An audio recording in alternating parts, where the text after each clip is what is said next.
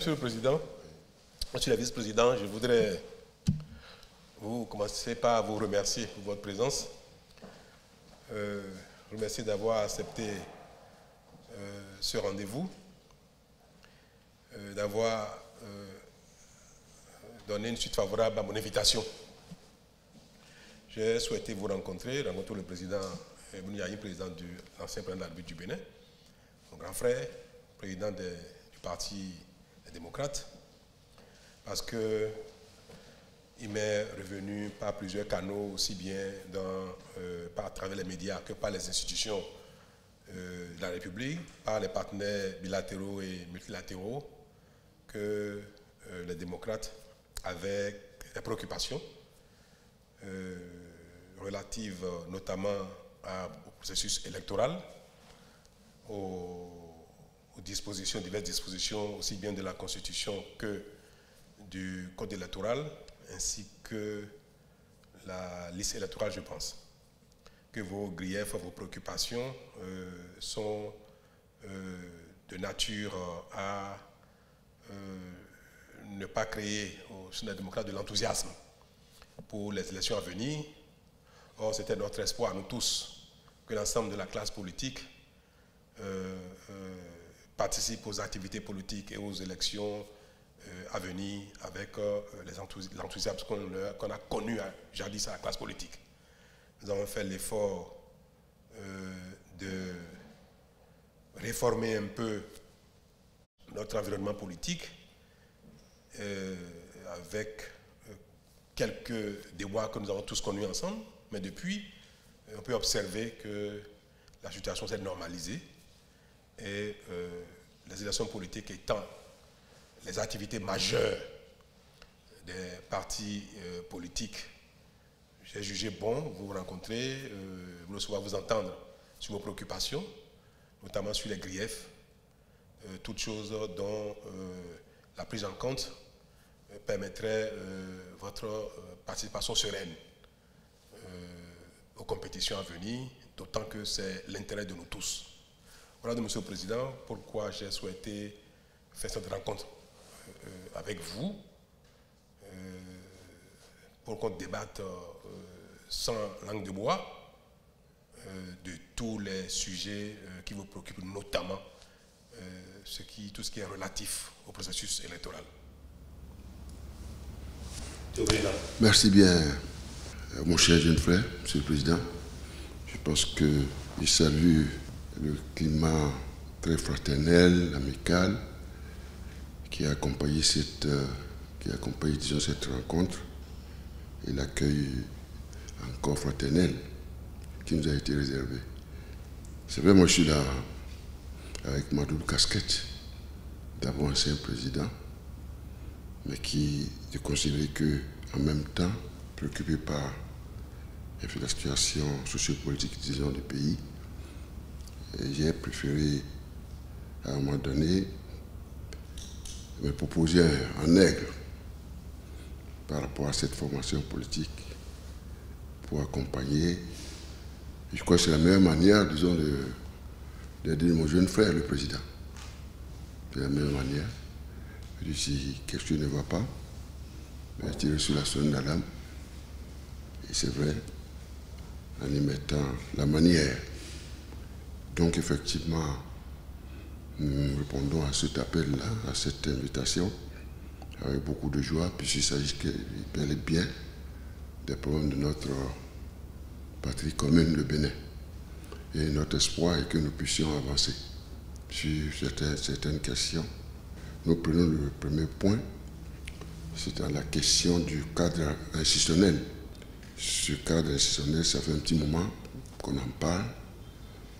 Il n'est pas inclusif. Jusque-là, on a du mal à comprendre. Il n'est pas du tout inclusif. En 2023, ils ont décidé de se présenter en toute indépendance. Et effectivement, nous connaissons les résultats, nous allons y revenir. Prenons la question de ce cadre institutionnel, président, et nous voyons le caractère exclusif. sur toute l'année, du point de vue de la liste électorale, du point de vue institutionnel. Dans le processus institutionnel lui-même. Tout le monde le sait bien, jusqu'en 2009-2010, on n'avait pas de liste électorale. Le président sait rien. Nous avons tenté. Nous avons pu faire cette liste électorale dans des conditions que le président lui-même a vécues. Et je pense que sans pouvoir traîner sur certains aspects, nous avons réuni, on s'est retrouvé avec, dans le cadre d'un dialogue politique, si on peut l'exprimer ainsi, les échanges que nous avons avec le président Amoussou, Bruno, Ombédi, etc., notre cher aîné, papa, le président Soglo et toutes les forces politiques, la société civile, on sait comment préparer les élections dans ce cadre. Donc, d'où la naissance de la LEPI. De pays comme l'Allemagne, la France et autres, etc. Je suis allé même l'Espagne, même la Finlande. Nous ont appuyés, nous sommes arrivés à ce niveau. On a préparé les élections jusque-là, jusqu'en 2016. Et quoi, ça a permis au président, au cher président jeune frère, d'être élu. Bien, nous avons continué. C'est vrai que on avait commencé par prendre une question de la VIP. De la VIP, nous tous nous savons que c'est la vocation d'état civil administratif. Ce n'était pas une orientation qui lui avait été donnée d'aller vers l'organisation des élections. Nous sommes un centre béninois, fils, disons, du Bénin. Je suis convaincu que nous sommes préoccupés par la nécessité de construire notre pays dans tous les domaines. C'est le même cadre institutionnel qui leur a permis de se retrouver avec 28 députés à ce niveau. Donc, en définitive, la question d'inclusivité est une question qui est extrêmement préoccupante. Nous avons, c'est bien pour tenir compte de la question de la gestion de nos ressources limitées. On s'en félicite que, bien qu'il ait été prévu des élections générales, ces élections générales auxquelles on n'est pas habitué, on n'en a pas l'habitude, c'est la première fois. Pourquoi ce qui est prévu, les législatives, communales et puis la présidentielle. Il faut qu'on vide cette question-là, une fois pour toutes. La question de l'inclusivité, la question de l'année, la question du processus électoral, que nous ayons le courage vraiment de trouver une solution. Donc cette question-là, que nous puissions voir comment faire. En dehors des institutions qui organisent les élections pour que nous puissions aboutir à des élections transparentes, à des scrutins paisibles et pacifiques, sans pain de sang et autres, nous devons pouvoir vraiment trouver une solution et aller dans cette direction-là. L'année, pour moi, Président, compte tenu des enquêtes ou des informations qui nous sont parvenues, la nation gagnerait. Et aller au-delà, et pourquoi pas, je ne dis pas que c'est la meilleure formule, mais on peut voir au niveau des politiques à parité, créer une espèce de, j'allais dire, une structure qui chapeauterait l'ANIP, veillerait à ce que l'ANIP est en train de faire concourt vraiment à un scrutin transparent, équitable et paisible. Nous n'avons pas de grief, nous n'avons pas, je ferai de ma part, ils vont me compléter, nous n'avons pas de points qui concernent la Constitution. Et donc je crois, voici ce qui concerne ce point sur l'année, le processus électoral et autres, que nous puissions arriver vraiment à l'inclusivité, disons, du scrutin. Mais lorsque nous avons cette opportunité de rencontrer le président, et je crois le parti également, et puis encore que c'est lié, souhaite que nous puissions également échanger sur la question. Si nous parlons d'un dialogue inclusif, d'une paix durable qui ne peut venir que de Dieu et de notre comportement lorsque nous acceptons ce que Dieu nous dit de faire. C'est de l'amour pour autrui. Ce qui me conduit certainement, Président, à cette question de nos compatriotes qui sont en ce moment dans les prisons ou en exil. Il est difficile de parler de paix sans en faire cas. Il est très difficile que la République en ce moment sait très bien que nous sommes en train de parler de cela. Ceux qui sont en exil également. Et que ce soit la joie qui anime tout le monde et que ce pays baigne vraiment dans l'omnipotence, l'omniscience, l'omniprésence de notre Dieu Tout-Puissant. Encore une fois, merci beaucoup. Merci, grand frère. Merci beaucoup. Merci, M. le Président. Merci, M. le Président. Merci, M. le Président. Sur lequel convient d'insister par rapport aux institutions qui agissent dans le cadre des élections, c'est d'abord la question de la liste électorale et ensuite la question des organes qui dirigent. D'abord, la Sénat en tant qu'organe qui organise les élections et ensuite, surtout par rapport au jour du vote, les agents des bureaux de vote. Les questions de procès-verbaux non délivrés, procès du comportement de ces personnes et en amont, bien évidemment, de ce que la Sénat a pu offrir, des liasses exploitables ou non. À ce niveau, sur la question de la liste électorale, en principe, on ne devrait pas avoir de problème.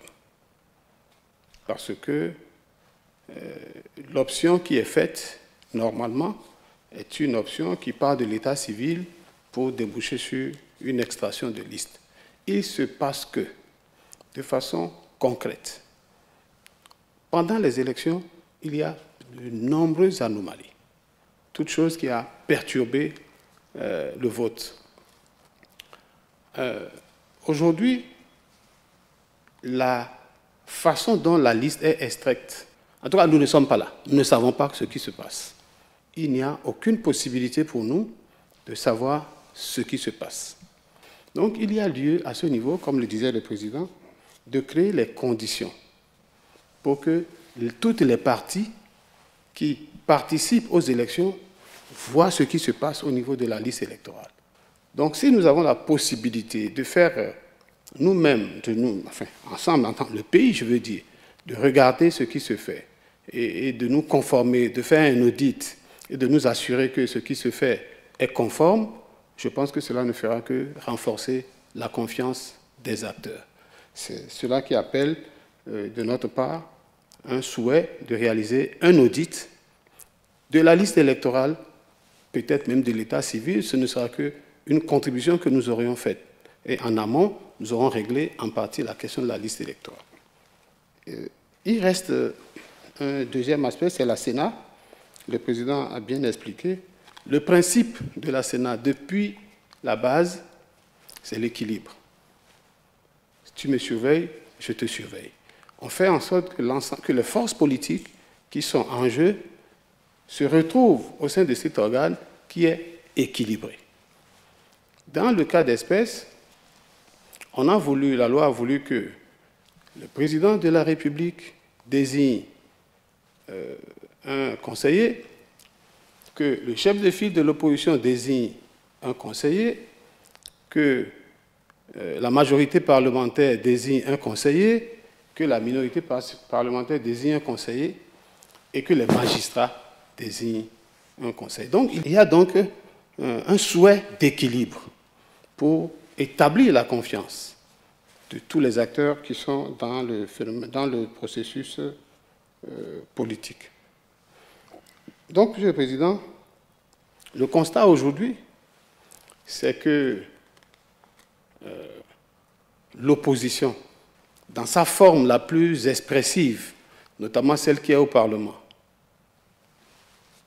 donc qui constitue au jour d'aujourd'hui le plus grand parti de l'opposition, ne se retrouve pas, ni à travers la désignation du chef de file de l'opposition, ni à travers la désignation de la minorité au Parlement. Alors, à ce moment, Monsieur le Président, que faisons-nous pour rassurer la nation, pour rassurer le pays, de ce que les équilibres sont respectés? C'est là l'équation qui nous amène à parler de cette question. Il restera, bien évidemment, Monsieur le Président, et j'espère que mes collègues vont le dire, les autres questions que le Président a bien voulu évoquer, notamment la question de nos collègues, de nos camarades, de nos concitoyens qui sont en situation délicate avec la justice et qui se retrouvent soit en prison, soit à l'extérieur, que nous souhaitons, bien qu'on crée les conditions pour qu'ils puissent rentrer. Nous avons introduit une proposition de loi d'amnistie et notre souhait, en venant vous voir aujourd'hui, c'est d'évoquer la question pour que vous puissiez nous accompagner afin que nous puissions réaliser cet objectif-là. Merci, Monsieur le Président. Merci. Monsieur le Vice-président, merci beaucoup. Merci beaucoup, Monsieur. Monsieur le Président, Oui. Monsieur le Vice-président? Non. Il dit que c'est bon. C'est bon. Président, merci beaucoup. Monsieur le Président, Vice-président, merci de votre intervention et de la clarté de vos propos, de vos préoccupations, ainsi que quelques pistes qui ont été évoquées. Je voudrais faire le résumé rapide des points essentiels. Nous avons parlé donc de la liste électorale, ANIP et autres, c'est la liste électorale qui est le problème principal. Vous avez dit tout à l'heure, les données d'état civil, ce n'est pas la préoccupation, c'est ce qui est extrait comme liste électorale. Donc, liste électorale, la Sénat, la Cour constitutionnelle et les agents électoraux, c'est le processus même déroulement du scrutin. Et après, les exilés ou les gens qui sont en détention, qui sont en prison pour des causes diverses. Je vais essayer de donner ma compréhension de tout ce qui a été évoqué et voir dans quelle mesure vous apaisez ou trouvez des voies d'apaisement. Puis c'est l'intérêt de la rencontre, Monsieur le Président.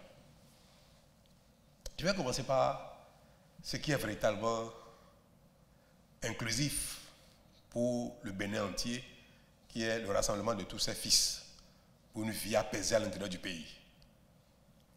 Quand on a des enfants en prison, ce n'est pas avec joie qu'un père de famille, qu'une mère de famille, qu'un chef de famille, qu'un président de la République voit certains de ses concitoyens privés de leur liberté.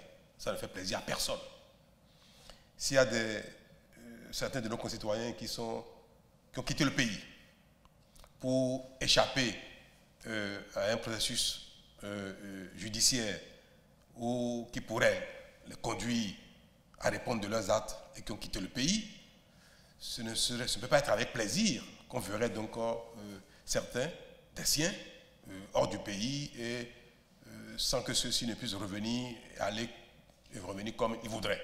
Donc c'est une préoccupation pour moi, une préoccupation légitime et qui ne fait de plaisir à personne. Mais au-delà de nos sentiments, de l'affect qui anime chacun de nous à l'égard de nos voisins, de nos enfants, de nos concitoyens, de nos voisins, le rôle qui est le nôtre, organiser la vie en communauté, ce rôle requiert de nous que nous puissions être capables également d'appliquer les règles, les règlements, les lois de la République et œuvrer à ce que la cité ne soit pas une jungle. Donc parfois avec peine au cœur, la responsabilité, la raison nous impose de pouvoir amener chacun à répondre de ses actes. C'est ainsi qu'il y a des gens qui ont détourné les ressources des deniers publics qui sont en prison parce qu'ils se sont attaqués légitimement et illégalement aux biens publics. Il y en a qui sont en prison parce qu'ils se sont attaqués illégalement et légitimement aux biens privés.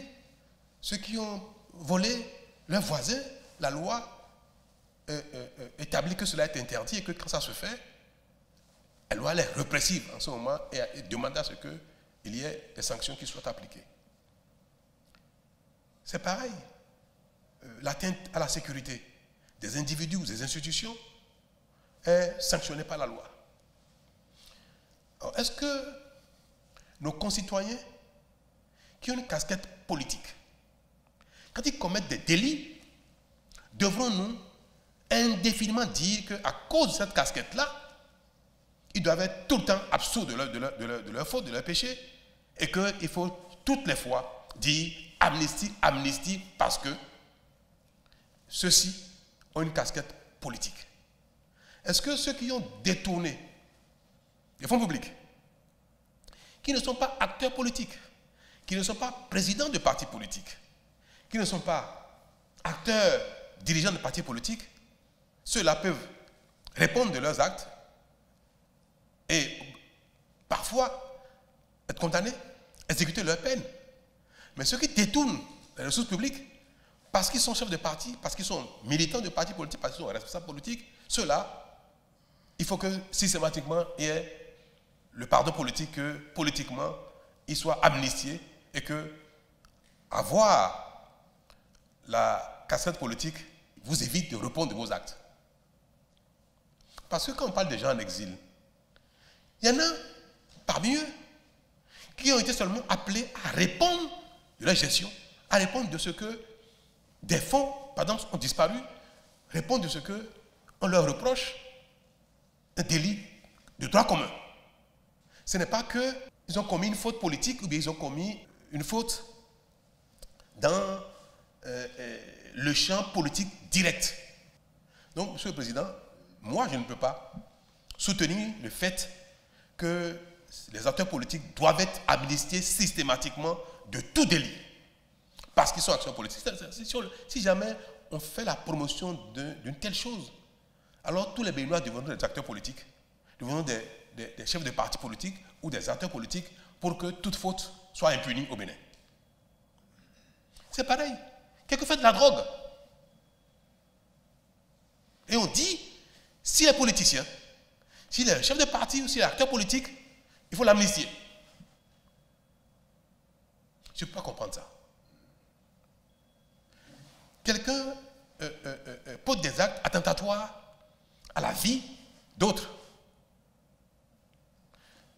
dans le processus électoral. Là encore, je peux comprendre que dans le processus électoral. Et on dit que ce acte-là doit être impérativement amnistié. Impérativement. Quand est-ce que, au Bénin, nous allons instaurer un climat d'équité, de sorte que, qu'on soit acteur politique ou non, on répond de ces actes? Moi, je n'ai pris aucun décret pour envoyer un acteur politique ou un Béninois en exil.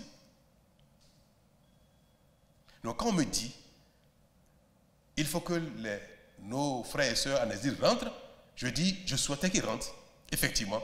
Certains vont répondre, certains vont être peut-être reconnus non coupables, d'autres coupables, et répondront de leurs actes. Mais ceux qui sont en exil, Monsieur le Président, ils ne sont pas en exil de leur propre chef, de leur propre responsabilité, à leur propre initiative.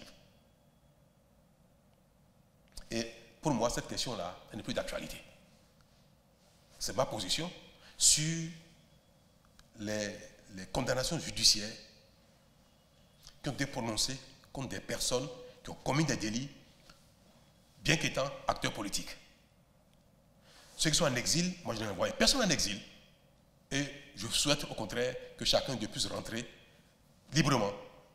Et s'ils sont convoqués devant la justice, qu'ils répondent, parce que nous sommes tous égaux devant la loi. Et c'est pour ça que, Monsieur le Président, Monsieur le Vice-président, je voudrais que cette question-là, en ce qui me concerne, ne fasse pas l'objet de beaucoup de débats, parce que ma position est claire là-dessus. Je voudrais aborder les autres questions. On va l'évoquer, hein, la composition de la Cour constitutionnelle, parce que c'est une institution qui participe au processus électoral. Si sa composition ne vous met pas à l'aise, vous pouvez craindre que cette décision pénalise ou bien porte atteinte à la sincérité du processus électoral à venir. Mais je comprends que les démocrates n'aient pas désigné quelqu'un au sein de la Cour constitutionnelle. C'est vrai, au constat, je ne vois pas qui à la Cour aujourd'hui a été désigné par les démocrates. Donc je comprends que cela, je ne sais pas s'il faut dire vous préoccupe, ou bien si cela vous inquiète, ou bien si cela est de nature à vous donner un peu de stress, je peux comprendre. Mais le Bénin a beaucoup évolué depuis les années 90, beaucoup évolué. Et tout le monde sait très bien que la plupart de nos institutions de cette nature ont toujours accompli leur mission avec classe, avec dignité et responsabilité, depuis la conférence nationale. Et moi, j'ai vu que toutes les cours qui se sont succédées ont joué leur rôle vraiment avec la responsabilité la plus indiquée, avec dignité. Le président en 2006, vous avez été élu président par les élections, par les urnes. J'étais, comme vous venez de le dire, votre partisan. On était comme ça. Nous n'avions aucun ami, personne, à la Cour constitutionnelle. Pourtant, vous avez gagné les élections, nous avons gagné les élections. Le président Kékou, qui vous a passé le témoin, a été élu président de la République en 1996.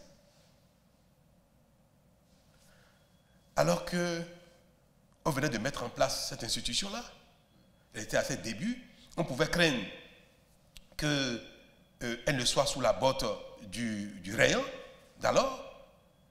Ils ont joué leur rôle à notre admiration, à nous tous. Après le président Kékou, après vous, en 2016, je n'avais pas, parce que ça, on n'avait personne. On n'a désigné personne à la Cour constitutionnelle. La Cour a joué son rôle avec dignité. Je n'ai pas noté que parce que je n'ai désigné personne à la Cour constitutionnelle, elle n'a pas joué son rôle. Donc ce ne serait pas bien que nous remettions en cause nos acquis, ce qui fait l'honneur du Bénin, ce qui a fait que nous sommes fiers de nos institutions. Ici, à l'intérieur du pays, comme à l'extérieur du pays, ce que nous avons bâti sur autant d'années, autant de générations, autant de décennies, que nous les remettions en cause juste parce que nous avons envie d'avoir un discours politicien, Monsieur le Président, Monsieur le Vice-président. Ce n'est pas bien. Ce n'est pas bien. Le Bénin n'est plus à ce stade-là.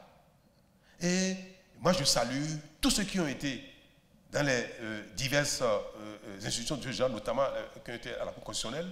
Et je veux espérer, croire que ceux actuels, comme ceux à venir, vont jouer leur rôle, comme ça a toujours le cas, pour que cette caractéristique-là, excusez-moi de le dire, ne caractérise plus le Bénin. Et ça fait longtemps que nous avons quitté ça, comme on dit, en français populaire. Donc, il ne faut pas que nos intérêts politiciens nous amènent à dégrader nous-mêmes l'image de notre pays et à faire des commentaires qui remettent totalement en cause nos acquis.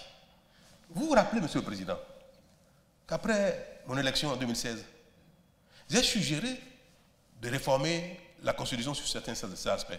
J'ai voulu, moi, que les dispositions organisées à la Cour constitutionnelle soient révisées. Pas parce que je ne faisais pas confiance, donc j'ai été élu avec cette Cour-là, mais parce que j'estimais que le temps passant, que nous pouvons adopter de nouvelles dispositions dans un nouvel état d'esprit, dans une nouvelle dynamique pour l'organisation de nos institutions politiques. Parce que j'ai estimé à l'époque que le pouvoir politique, tel qu'il a été organisé au lendemain de la conférence nationale, pouvait s'exprimer, pouvait se définir autrement. Pour changer de palier en termes d'organisation politique de notre pays. Personne n'a voulu. Moi, j'ai voulu que les nominations à la Cour constitutionnelle ne se fassent plus de cette manière et que le président de la République élu ou en exercice ainsi que le bureau du Parlement ne soient plus les principales sources de désignation des membres de la Cour constitutionnelle. J'ai voulu ça. Mais tout le monde, la classe politique d'alors, ne m'a pas suivi. Donc vous-même, Monsieur le Président de la République. Mais la classe politique. En 2017. Et je voulais qu'on change le modèle de désignation des membres de la Cour constitutionnelle. Je voulais qu'on change le mode de désignation même du président du Conseil supérieur de la magistrature. Il y a certaines institutions dont je voulais la mutation. Pas parce que j'avais une défiance de sincérité ou de transparence à leur égard, mais parce que je voulais que les choses se passent désormais autrement en termes de modèle politique. Moi, je ne voulais pas désigner des gens dans ces institutions. Je ne voulais pas. Et j'ai dit ouvertement que je préfère ne désigner personne. C'était mon choix. Vous l'avez combattu. Y compris vous-même, monsieur mon grand frère. Ben non. C'est le ministre qui a combattu. Ah bon? Et il n'est plus avec moi. C'est lui qui va répondre. Monsieur le Président. Oui, non. Non. Donc moi j'ai pris acte de la volonté du peuple. Il m'a dit, ok, c'est ça, moi je ne touche pas. Et aujourd'hui, je ne pense pas, sincèrement, et vous l'avez dit, j'étais heureux de vous entendre dire, monsieur le Président, vos lieutenants ne vous ont pas suivi dans la question, vous avez dit, la Cour constitutionnelle n'a pas de problème. Ils sont venus là-dessus un petit peu, d'une manière un peu habile. Non. Mais je pense que vous n'êtes pas en train de remettre en cause la composition, les dispositions de la Constitution qui organisent la Cour constitutionnelle. Non, je voulais du tout dire que on sait comment ça se faisait. Moi-même, je ne m'en occupais pas. C'est vrai. Quand vous étiez président? Oui, quand j'étais président. C'est-à-dire que le bureau du Parlement, président, le bureau du Parlement doit refléter la configuration du Parlement, en configuration politique. Comme actuellement. Est-ce que le bureau actuel a été composé conformément à la configuration politique du Parlement? Des députés. Ce n'est pas le cas. Si vous permettez, oui. C'est une décision de la Cour constitutionnelle qui a formalisé cette pensée. Cette pensée-là. Répartition proportionnelle, majorité, minorité. Que le bureau du Parlement ait statué ensemble sur les personnes à envoyer à la Cour constitutionnelle ne veut pas dire que ces personnes envoyées doivent être désignées conformément à la répartition. C'est pas ça. Vous êtes d'accord avec moi? Je suis d'accord. Non, vous avez fait exprès tout à l'heure de vouloir me mélanger. Non, je ne veux pas vous mélanger. Ah bon, pour revenir à la question essentielle, de savoir, Monsieur le Président, si la Cour constitutionnelle, telle qu'elle est organisée, telle qu'elle est composée, telle qu'elle est, les membres sont désignés, est-ce que c'est conforme à la Constitution? C'est oui. Est-ce que c'est conforme au règlement intérieur de l'Assemblée nationale? C'est oui, en droit. Mais ce n'est pas bien qu'on critique, qu'on parle des institutions qui ne sont pas, qui convient de réformer impérativement, parce que, comme si Talon, à son arrivée, a modifié les textes, de sorte qu'aujourd'hui, les choses se passent à son gré, selon son bon vouloir. Ce n'est pas le cas. Moi, je n'ai pas touché, Monsieur le Président, aux dispositions de la Constitution organisant la Cour constitutionnelle, aussi bien dans la désignation de ses membres que dans son fonctionnement. Je n'ai pas touché à ça. Ça fait 30 ans, 30 et quelques ans, 33 ans, que ces dispositions sont en vigueur au Bénin, ont toujours bien fonctionné, les uns les autres les ont respectés, et après, dans l'application, parfois, les gens agissent selon leur caractère, selon leur humeur, mais en respectant les dispositions de la loi, et ça s'est toujours très bien passé, quelles que soient les petites histoires, qui parce que nous sommes des humains. Il n'y a pas cette société humaine dans laquelle il n'y a jamais de petites frustrations. Donc, ne faisons pas de ça l'objet du dénigrement du Bénin entier, monsieur. C'est pas bien. Et ça a toujours très bien fonctionné. Il y a eu des choses qui ont été dites ici par la Cour constitutionnelle, par les membres de la Cour, qui ont été des choses qui ont paru aux yeux de tout le monde énormes. Ce n'est pas pour autant, Monsieur le Président, que nous avons remis en cause la dignité globale de la Constitution, de la Cour constitutionnelle. Non. Quand on a dit au Bénin que avoir eu 39 ans, au lendemain de son anniversaire, 39 ans plus un jour équivaut à 40 ans, est-ce que pour autant nous avons demandé de balayer la Constitution? de changer. Non, c'est parce que des fois, il y a de petites choses qui arrivent. Il y a même des choses graves qui sont arrivées. En votre temps, Monsieur le Président. En votre temps. Avec votre bénédiction. Pourtant, personne n'a remis en cause. Moi, je suis venu aux élections présidentielles en 2016 avec la même cour, qui a su être digne, qui a su être responsable, et les élections se sont bien passées. Donc, Monsieur le Président, la Cour constitutionnelle au Bénin, dans sa forme actuelle, dans son fonctionnement, a déjà classé le Bénin dans une autre dimension. Préservons cela, ne jetons pas de l'opprobre sur le Bénin juste parce que nous voulons critiquer simplement. Ce n'est pas bien. Nos institutions électorales, Monsieur le Président, fonctionnent très bien au Bénin. Moi, en remerciant la Sénat sortant, M. Tiando, qui a été votre ministre, qui a présidé la Sénat pendant longtemps, je lui ai tiré le chapeau, j'ai dit, le Bénin, sur ce point au moins, le Bénin a changé de palier. Le Bénin n'est plus pareil aux autres États du tiers-monde où les institutions électorales, le processus électoral fait l'objet de beaucoup de critiques. On révise des ceci, on demande aux institutions internationales de venir suivre les élections parce qu'on n'a pas confiance. On a dépassé ça, Monsieur le Président. Et ça, cet acquis-là est du mérite de nous tous. Vous avez contribué à ça. Le président Kérékou a contribué à ça. Le président Seglo a contribué à ça. Le président Yaïboni a contribué à ça. Je ne fais que mettre mes pas dans les vôtres pour parfaire un système qui nous fait honneur à nous tous. Donc, il serait bien que ce à quoi vous avez contribué, ce que vous avez bâti pour 10 ans durant, que je n'ai pas changé, qu'aujourd'hui vous ne dénigrez pas cela, que vous ne dites pas aujourd'hui que ce n'est plus bon, ça n'a jamais été bon, ou bien que c'est mal appliqué. Non.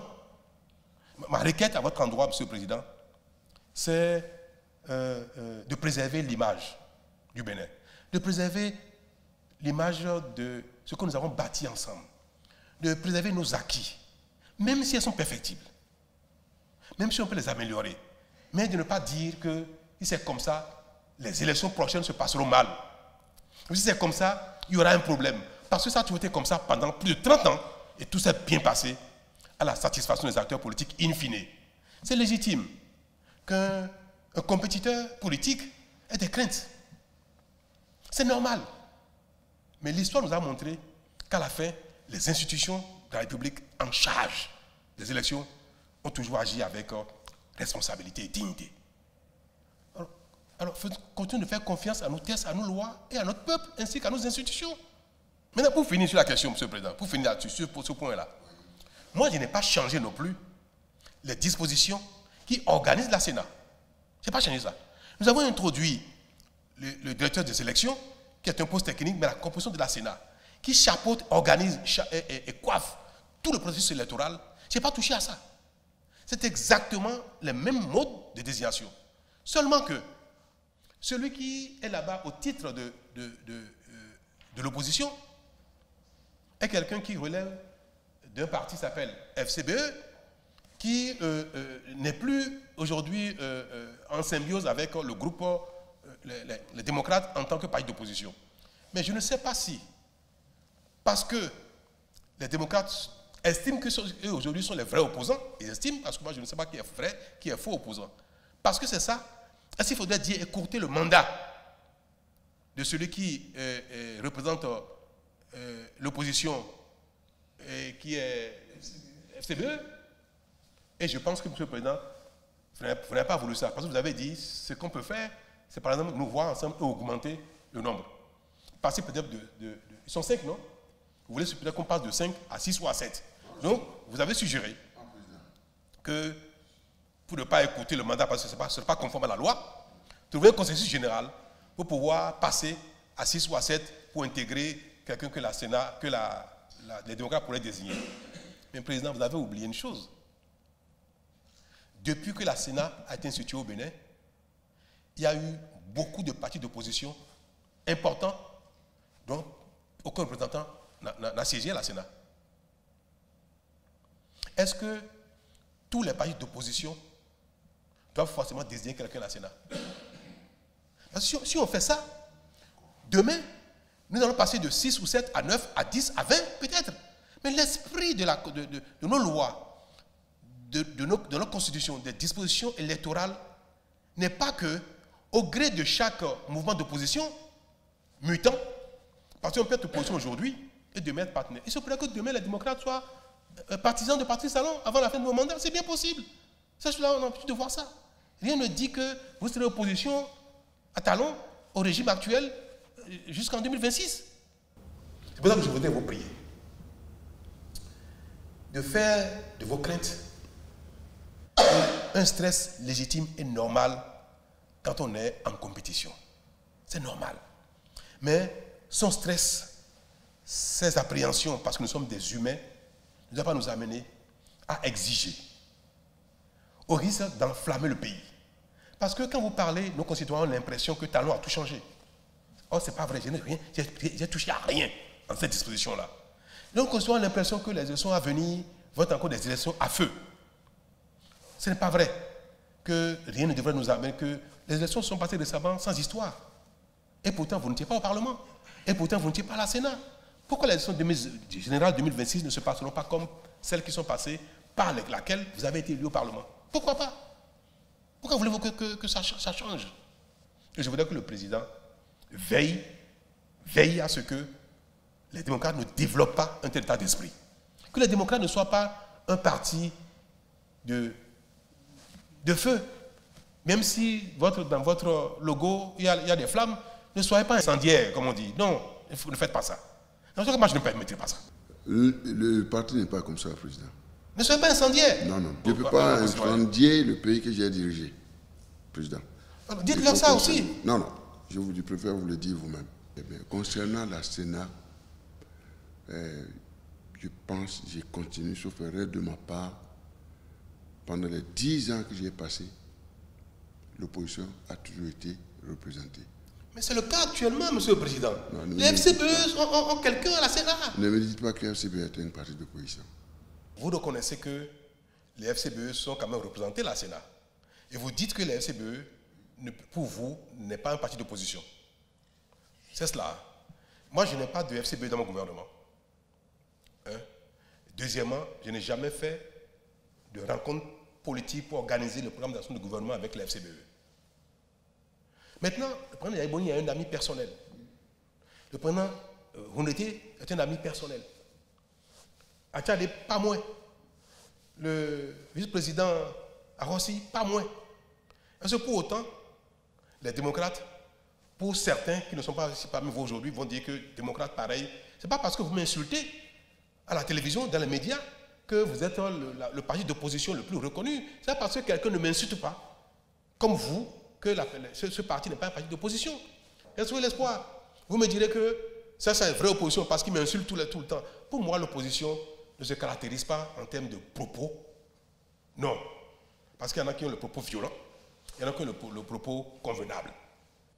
Pour moi, jusqu'à nouvel ordre, je n'entends pas les FCBE applaudir l'action du gouvernement. Je n'entends pas les FCBE ne pas s'opposer à nous publiquement partout. Moi, quand j'écoute les FCBE, ils sont toujours en train de critiquer l'action du gouvernement. Ils ne participent pas à la réflexion avec nous. Ils sont toujours en train de faire des contre-propositions. Ils ont toujours été opposés à tout ce que nous faisons. J'aime bien même parfois que certains opposants aussi quand même approuvent ce qui se passe. Mais la FCBE, non. Mais vous estimez que la FCBE, ce n'est pas l'opposition. Je vous le concède, parce que c'est votre analyse. Non, pour vous, l'opposition ne sera présente à la Sénat que si les démocrates sont présents. Mais le parti restauré, comment ça s'appelle, l'espoir de Azanaï, aussi doit être à la Sénat. Le président Seglo, MPL, il doit aussi à la Sénat. Mais on ne peut pas dire que quotidiennement, toutes les fois qu'il y aura un mouvement dans les partis d'opposition, les partis sous l'action du gouvernement, il faut changer les règles, il faut changer les modifications. Ce n'est pas possible. Ce n'est pas ça l'esprit des textes qui régissent le pays. Il y a des points sur lesquels je pense que quelque chose doit être fait. Et voyons quels sont les domaines dans lesquels on peut corriger les erreurs du passé sans remettre en cause le fonctionnement de la République, sans remettre en cause ce qui organise l'esprit même de l'organisation de la République et dont le Bénin ne fait pas exception. Donc j'en viendrai, je n'ai pas abordé tous les points, il y a des points sur lesquels il peut y avoir, on peut ajuster les choses pour que cette frustration ne perdure pas. Excusez mon insistance, qui se fonde sur le nécessaire équilibre dans un organe comme celui de la Sénat. La Sénat a été pensée pour être un organe d'équilibre. Il a évolué à un moment où on a fait, je pense après 2011, on a fait créer la Sénat presque paritaire. De sorte que même au Parlement, le groupe le plus petit, il y avait 2 pôles, minorité, majorité. Le groupe le plus petit, si la Sénat est composé de 7 membres, le groupe le plus petit désigne 3 et le groupe le plus grand désigne 4. Ça, c'est l'esprit. Bon, maintenant, Président, il y a un problème d'interprétation. Le mandat de la Sénat n'est pas le mandat des conseillers. La Sénat est désignée pour 5 ans. Les conseillers représentent des tendances données, des opinions données, des groupes donnés. Lorsque c'est chamboulé, le principe de l'équilibre est rompu. Le principe sur lequel est conçu la Sénat, on doit le maintenir, on doit faire en sorte de le maintenir. De sorte que, normalement, si le président de la République change dans le mandat, c'est-à-dire que la Sénat qui est désignée là, elle est désignée pour 5 ans, mais on doit faire en sorte de maintenir l'équilibre. C'est ça qui est juste, Président. Je vous comprends. C'est ça qui permet de rassurer. Parce que le rôle de la Sénat, c'est de rassurer. Sinon, on désirait des fonctionnaires simplement pour faire le job. Vous avez bien compris, monsieur le Président. En fait, il pense qu'il faut qu'à tout moment, l'équilibre au sein de la Sénat soit maintenu, à tout moment, quotidiennement. À tout moment.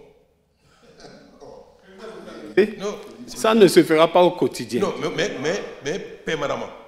Bon, enfin. Et non pas période. La Sénat a une période. Est-ce que ce serait pendant la période de mandat de gens ou bien même pendant ce mandat-là, il faut que l'équilibre soit permanent? Il faut l'équilibre, c'est ça le rôle de la Sénat. C'est permanent ou périodique? Je ne comprends pas. Je veux dire ceci. Vous voulez que l'équilibre J'ai illustré, Président. Vous voulez que l'équilibre soit établi à la composition ou bien que l'équilibre soit permanent? Même une fois qu'on a composé au début, si entre-temps l'équilibre est rompu, il faut rétablir l'équilibre. Il faut rétablir. Président, il faut rétablir. Voilà. Donc il veut que l'équilibre soit permanent. Donc, en ce temps, si dans la vie politique du pays, pendant le mandat de la Sénat, si un parti d'opposition, par exemple, se rallie, et qu'un parti qui est allié devient opposition, même pendant le mandat de la Sénat, il faut le modifier. C'est un choix. On peut décider de le faire ainsi. Mais nous allons modifier complètement l'esprit qui a été mis en place depuis l'institution de la Sénat. Parce que ce n'est pas moi aujourd'hui. C'est-à-dire, quand vous parlez, concédez-moi et dites à l'opinion que les textes qui sont en place, ce n'est pas Talon qui les a mis en place. Ce n'est pas Talon qui les a modifiés. Parce que l'opinion a tendance à croire que le dispositif actuel que vous critiquez est mis en place par Patrice Talon. Donc dites-leur que ce dispositif-là, c'est celui dont vous avez hérité vous-même, Monsieur le Président, pendant que vous étiez président, que ce dispositif a fonctionné, que il continue de fonctionner, mais que peut-être il est temps de changer. Au moins faites cette nuance-là, en disant, bon, c'était notre façon de fonctionner pendant 20 ans, pendant 30 ans, mais nous pensons qu'aujourd'hui, il faut le changer. Ce serait plus équitable de le présenter ainsi. Parce que votre présentation a tendance à faire croire que je suis le responsable de ce que vous appelez insuffisance. Vous reconnaissez que ce n'est pas moi. Et qu'il faut refaire les tests de sorte que, à tout moment, les groupes qui sont reconnus comme tels enlèvent la légitimité à ceux qui y sont, nonobstant la durée du mandat. Ça, on peut le faire. Si vous décidez de le faire, moi, il n'y a pas de problème. On va voter les lois, on va faire le débat avec les gens, on va voter les lois. Mais je vous dis une chose, hein, vous ne serez pas opposant éternellement. Au moment viendra où même vous allez dire, non, on va revenir encore en arrière. Donc, Président, voilà. je crois qu'on se rejoint. On se rejoint. La nation est arrivée à ce point, nous avons été rattrapés par une mutation. Et pour tenir compte du passé, parce que lorsque nous avons parlé de nos compatriotes, de certains qui sont aujourd'hui en prison, il y a une cause, c'est l'exclusion, président. La cause, elle est politique. La solution doit être politique. C'est vrai, j'ai vu... Alors, celui qui détourne l'argent, non, c'est une cause j'ai politique. parlé des politiques. Oui. Il parle des politiques. Si un ministre, un maire, en exil parce qu'il a détourné, la cause est politique. Je crois qu'il s'est passé quelque chose, président. On sait de quoi on parle. Non, dites-moi. Non, je dis, ceux qui sont en prison en ce moment, ceux dont on parle. C'est qui? Je ne les connais pas tous. Je ne les connais pas tous. Je ne les connais pas tous. Ah, ceux qui ont fait les violences en 2019 et qu'on sort? Je n'en sais rien. Les violences, la question, c'est la question qu'il faut se poser maintenant. D'où sont venues ces violences? S'il y a eu violence. Mais vous savez que le plus grand nombre est en liberté. Hein?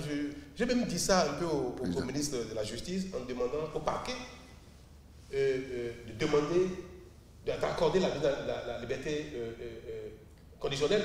Parce que je ne peux pas arrêter le processus judiciaire, sauf s'il y a amnistie. Je ne peux gracier qu'après décision de justice. Moi, je n'ai pas le pouvoir d'arrêter un processus qui est en cours au tribunal. Si ça finit, je peux gracier. Mais je peux demander au procureur qui relève du parquet, le parquet qui relève de l'exécutif, je peux demander, voilà le sens dans lequel nous souhaitons que le ministère public se prononce. On peut le dire des fois, et parfois le procureur n'est pas tenu, vous savez très bien. J'ai demandé que, pour la plupart qui ont demandé la liberté en attendant que le procès aboutisse, j'ai demandé qu'on la mette en liberté. La plupart sont en liberté. Pour ceux qui ont été confondus de violence pendant le processus électoral, la plupart. Sauf peut-être que certains qui ont eu des actes caractérisés de manière particulière et qui peut-être aussi, donc la plupart ont été libérés. La plupart, M. le Président. Je m'en félicite, puisque témoin, effectivement, de la mise en liberté d'un certain nombre. Je dis bien, je m'en félicite à la suite des rencontres que nous avons eues. À vous rappeler quoi, la Bercy de le rappeler. Je m'en félicite. Et je le dis, et je le dis aux uns aux autres. Mais il y en a aujourd'hui environ près de 120. Il y a encore une centaine? Oui. Ils sont exactement 82, monsieur. Ah bon, 80 combien? 82. 82. Qui ont manifesté, qui ont fait des... Oui. Non, il y a deux catégories. Les étudiants qui ont manifesté pendant les élections. Oui. Donc, ils sont encore là, c'est des élèves, c'est des étudiants. Monsieur le Président, oui. Vous avez demandé à ce qu'on accélère le processus. Oui, voilà. Et qu'on est en train de dimensionner les juridictions et la création va vraiment aller vite. Accélérer. Les institutions sont pareilles depuis le mois de juin. Il y a eu la coupure au mois d'août qui a fait qu'on n'a pas pu tenir toutes les audiences. Et je leur ai demandé dès la reprise de le faire. On a eu des mutations sur le mois d'octobre. On est en train de reprendre le processus normal. Ça va se faire. Il faut aller vite. Il faut instruire, il faut mettre des moyens pour que les choses aillent vite. Une nomination dans la semaine et quelques autres encore dans une semaine ou 2 semaines. Et tout ira normalement. Parce qu'il n'y a pas eux qui souffrent de l'insuffisance de magistrats. Oui, c'est partout. Je vais vous confier quelque chose, Monsieur le Président. Mon sentiment, ça c'est mon sentiment personnel. Je suis malheureux, triste et je peine.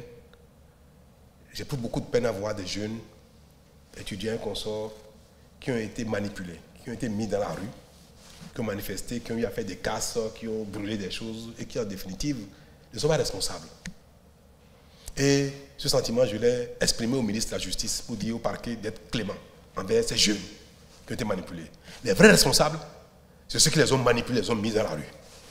Et si quelqu'un doit répondre des violences là, ce ne doit pas être eux, ce sont plutôt ceux qui les ont, parce qu'on a des preuves de ceux qui les ont mis dans la rue, qui sont des leaders, qui les ont galvanisés, leur énergie, et qui les ont mis dans la rue. C'est ceux-là. Vous les connaissez? Pour le principe, c'est ceux-là qui doivent être poursuivis en principe. Et les jeunes, à la limite, être clément avec eux, leur pardonner, parce qu'en définitive, ils ont été manipulés, c'est des enfants. Ceux-là, je continue de dire que nous devons faire vite pour ne pas mettre en cause leur avenir, parce qu'ils ne sont pas responsables. Monsieur le ministre, je vous prie vraiment de faire ce qu'il faut le plus vite possible pour que la procédure ait lieu. Et ceux-là, moi, c'est avec beaucoup d'enthousiasme et de bonheur que je vais les gracier, si jamais, parce qu'ils ont été utilisés, manipulés. Mais ceux qui ont été des personnes de haut niveau de responsabilité et qui ont orchestré, organisé ces choses-là, pour moi, ils doivent répondre. Ceux qui n'ont pas été confondus ou pris, tant mieux pour eux. Mais ceux qui ont été confondus et dont on a la preuve qu'ils font partie de ceux qui ont organisé, manipulé, ils doivent répondre pour ce qui est des délits commis dans le champ politique. Donc, on ne peut pas, tout le monde ne se peut pas être absous de leur... Non, il y a des gens qui compromettent l'avenir de nos jeunes. Ceux-là, ils pêchent contre la République, ils pêchent contre les générations, ils pêchent contre les jeunes.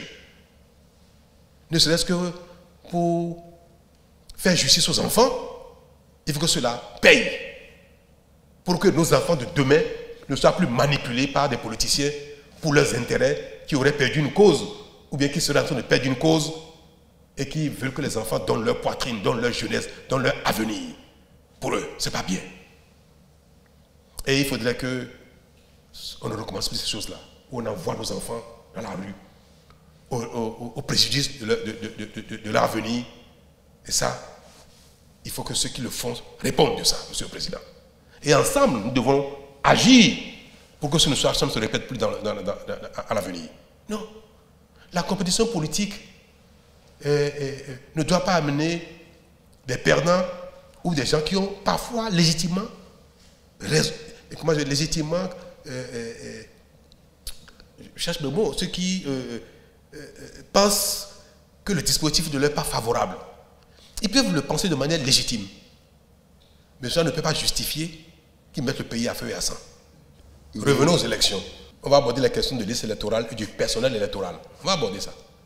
Mais je veux déjà sur les deux questions de la Cour constitutionnelle et de la Sénat, je veux savoir quelle est votre préoccupation. En 2026, les démocrates n'iront pas aux élections s'ils n'ont personne à la Cour constitutionnelle, s'ils n'ont personne à la Sénat. C'est ce que vous voulez dire? Qui a dit ça? Ah bon, ce n'est pas votre intention. Non, je m'en réjouis. Non, personne ne l'a dit. Je m'en réjouis. Mais il y a une manière, lorsqu'il y a un problème, pour qu'on sache que c'est un problème. J'ai entendu, nous ne sommes pas en crise. Je vais vous donner ma position sur la Constitution, les dispositions de la Constitution qui organisent la Cour constitutionnelle. Ma position, c'est que je ne veux pas rentrer dans un débat, que ça s'appelle conférence nationale, ça s'appelle assise nationale, pour discuter, moi, de la composition de la Cour constitutionnelle, de son fonctionnement. Ça fait 34 ans, 33 ans maintenant, depuis 91, je crois, 34 ans, que ça fonctionne très bien. Moi, je n'ai pas changé cela et je n'ai pas l'intention de participer à son changement parce que je trouve que ça a bien fonctionné, c'est quelque chose de très bien. Vous ne l'avez pas changé quand vous étiez là. Je crois qu'à mon tour non plus, ça fait 8 ans que je suis là. Bientôt, je ne compte pas rentrer dans un débat, que cela s'appelle assise nationale ou conférence nationale, parce qu'il n'y a aucun problème. La Cour constitutionnelle n'est pas un problème au Bénin. Donc, il n'y a pas de crise relative à la Cour constitutionnelle qui justifierait, à mon sens, une assise des échanges pour réorganiser la Cour constitutionnelle. Ça fait un. Je viens maintenant au niveau de la Sénat. J'estime pareil que moi, je n'ai pas changé le modèle du Conseil, de la Sénat. Et de ce fait, je ne suis pas convaincu de la nécessité de faire un changement qui fait que, comme a dit le président Ounete, que tout le temps, il doit y avoir des changements au sein de la Sénat. Et que si aujourd'hui quelqu'un se dit d'opposition, il siège. Si demain quelqu'un d'autre vient pour dire je suis opposant, lui aussi il faut qu'il siège. Si après demain quelqu'un d'autre vient pour dire il est opposant, il faut qu'il siège, nous allons déstabiliser les institutions de la République. Et je trouve que nos aînés ont fait quelque chose de formidable, que vous avez préservé, que je vais préserver et qui ont fait la gloire du Bénin, qui ont fait que toutes les élections se sont bien passées. Vous avez été élu avec un Sénat dans laquelle vous n'aviez personne, je vous le rappelais. J'étais témoin de cela. Et nous n'avions, à l'époque, en 2006, Monsieur le Président, nous n'avions personne au sein de la Sénat. Et pourtant, vous avez été élu président. En 2016, je n'ai personne au sein de la Sénat. J'ai été élu président. En 2021, les démocrates n'ont personne. C'est les FCBE qui sont représentés au titre de son. Vous avez eu 28 députés. Pareil. 2023. En 2023, merci, vous avez été élu député, même nombre de députés que BR. Un parti qui est donc de la mouvance actuelle, un parti qui est donc représenté à la Sénat, vous avez eu le même nombre de députés. J'estime qu'une fois encore, la République du Bénin, les institutions ont encore une fois démontré leur capacité à dépasser nos intérêts individuels. Et ça, je voudrais qu'ensemble, nous puissions saluer le Bénin, saluer les institutions du Bénin pour dire que devant les grands enjeux, les membres de ces institutions savent dépasser leur affinité, leur sentiment personnel et que le Bénin n'est plus à ce stade-là. Reconnaissez-le. Donc, sur la question de la Sénat, je ne pense pas qu'il serait bien de mettre en place une institution qui n'est pas stable, une institution qui va changer au gré des humeurs, des intentions des gens, tout le temps et tout le temps. On ne peut pas avoir une Sénat dont on va parler d'un équilibre quotidien. Il y a un mandat, il faudrait qu'au moment où on met en place la Sénat, que cela respecte donc la nécessité que toutes les tendances soient représentées. Maintenant, sur les autres points, je crois qu'il y a matière à voir ce qu'il est possible d'améliorer. Je vais parler du personnel électoral. Normalement, les acteurs qui vont à une élection, notre dispositif au Bénin, c'est qu'il faut les impliquer dans le choix, la désignation des personnes qui sont réparties dans les diverses communes, localités, dans les divers bureaux de vote et consorts pour organiser à la charge financière de la Sénat pour organiser le processus. Si précédemment, les démocrates n'ont pas été associés, peut-être parce qu'en ce moment, ils n'étaient pas régulièrement représentés dans les institutions, le Parlement ou bien, comment ça s'appelle, les conseils communaux. Aujourd'hui, les démocrates sont au Parlement et c'est la deuxième force politique à égalité avec le BR. Vous êtes une force. C'est évident. C'est évident que pour les élections 2026, le personnel électoral que la Sénat met en place avec l'appui des partis politiques, c'est évident que vous allez contribuer à mettre en place le personnel électoral. Maintenant, le jour du scrutin, les partis en compétition également désignent bien leurs représentants dans les bureaux de vote pour veiller à la sincérité du processus du scrutin. Donc, sur ces deux aspects-là, il n'y a pas de risque, Monsieur le Président, Monsieur le Vice-président, il n'y a aucune crainte à avoir. Le personnel électoral sera mis en place par vous conformément aux habitudes, conformément aux traditions. C'est clair. Et vous participerez, tous les compétiteurs participeront par leurs représentants le jour des scrutins au suivi du déroulement du scrutin. C'est évident. Et nous allons tous veiller à ce que ce soit ainsi. Personnellement, je m'engage à cela.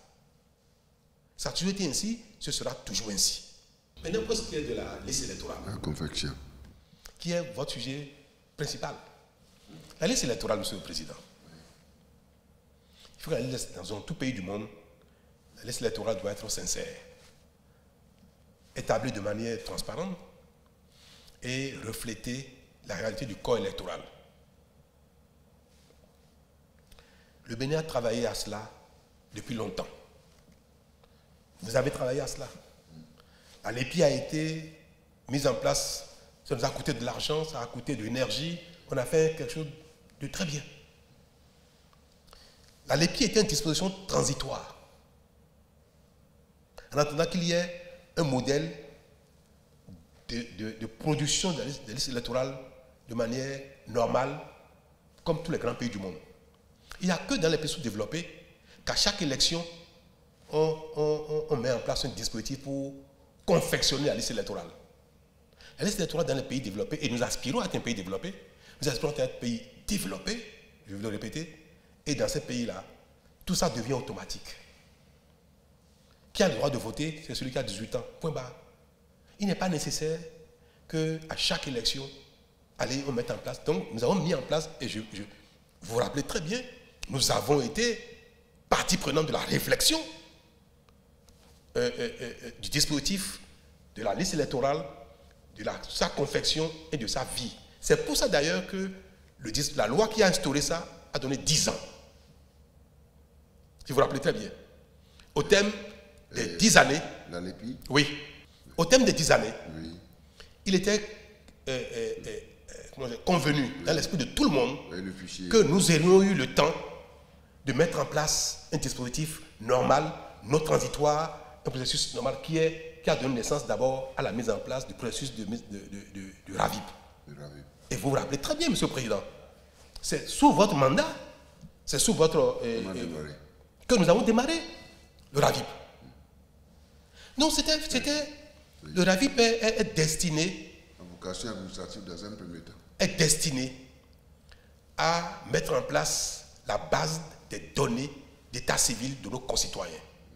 L'état civil du concitoyen lui permet de jouir de ses droits, de ses obligations. Oui. Pour travailler, oui. Pour faire les opérations financières, bancaires, oui. Pour faire tout ce qui relève du droit du citoyen, parce qu'on sait qui il est. Oui. C'est ça l'état civil. Par définition, c'est savoir qui chacun est. Oui. Son âge, d'où il vient, le nom de qui, comment il s'appelle, quel âge il a et qu'on sort. Le vote est civil. Le vote fait partie des droits civils des citoyens. C'est pour ça, Monsieur le Président, que dans les grands pays, il n'y a pas de liste confectionnée ad hoc pour chaque élection. Donc au Bénin, nous avions décidé, Monsieur le Président, à l'époque, vous et moi, vous et nous tous à l'époque, que le RAVIP serait mis en œuvre et irait jusqu'à ce que l'état civil soit une réalité pour tout le monde au Bénin. Donc j'ai continué votre œuvre, Monsieur le Président, en essayant de pousser le RAVIP le plus loin possible. Ça a coûté de l'argent, de l'énergie, et nous avons fait les recensements et autres. Et c'est géré par l'ANIP. De sorte qu'aujourd'hui, en dehors des points d'enrôlement de l'ANIP, on vient d'ailleurs de décentraliser cela, de sorte que dans les arrondissements, dans les mairies, l'ANIP maintenant a installé le dispositif pour que les citoyens puissent aller directement se faire enrôler pour ceux qui ne l'ont pas fait et que les naissances fassent l'objet d'une transcription directe au registre d'état civil, à la base de données d'état civil. Aujourd'hui, ça c'est devenu technique. Monsieur Éric Rouneté a parlé de l'algorithme qui permet de mettre dans l'état civil toutes les données et de pouvoir extraire ceux qui ont 18 ans, qui sont en âge de voter. Donc, nous avons tout fait pour que la gestion efficace de l'état civil soit une réalité au Bénin. Et ça requiert de l'engagement technique. Nous avons fait appel à des experts, à des étrangers, à ceci, parce que nous n'avons pas de complexe. Là où il y a la compétence, on va chercher ça. Pour que ça serve l'intérêt du Bénin. C'est pour ça qu'il y a des Américains, des Français, des Sénégalais, des Rwandais, un peu partout, qui viennent nous prêter main forte. Autant qu'on voit aussi au Canada, en France, des Béninois assurer des fonctions critiques dans ce pays-là. Il y a des grands pays qui ont une compétence quelque part, les gens leur font appel. Et beaucoup de nos compatriotes ont assuré des postes, des fonctions critiques dans les autres pays du monde, même développés. Nous aussi, nous pouvons également par moment faire appel à des Chinois, à des Américains, des Rwandais, des Sénégalais, des Togolais, des Ivoiriens, pour nous accompagner dans notre quête de développement. Moi, je n'ai pas de complexe à cela. Pas de complexe. Moi-même, ma vie est un exemple de cela. Je suis homme d'affaires, j'ai des ambitions, j'ai une vision, et j'appelle les gens pour dire, voilà ce que je veux faire, aidez-moi à faire ça comme il faut. Et je prends des compétences et je paye le prix qu'il faut. Et j'ai vu que ça m'a permis d'avoir du succès. Donc, je fais la même chose au niveau de l'État. Le Bénin a besoin d'avoir une compétence dans tel domaine. Où est-ce qu'il y en a? On est prêt à payer le prix. Si un Béninois peut le faire, tant mieux. Mais si on voit qu'il y a un Béninois, mais un étranger qui monte de lui, là, il est connu partout, je lui ai dit, pardon, venez, je vais vous payer, vous allez faire ça pour nous. Vous allez faire ça pour nous. Mais comment on fait pour les recruter? Mais moi, Pourquoi il n'y a pas un appel à la candidature? Mais bien sûr, Monsieur le Président. C'est fait? Bien sûr.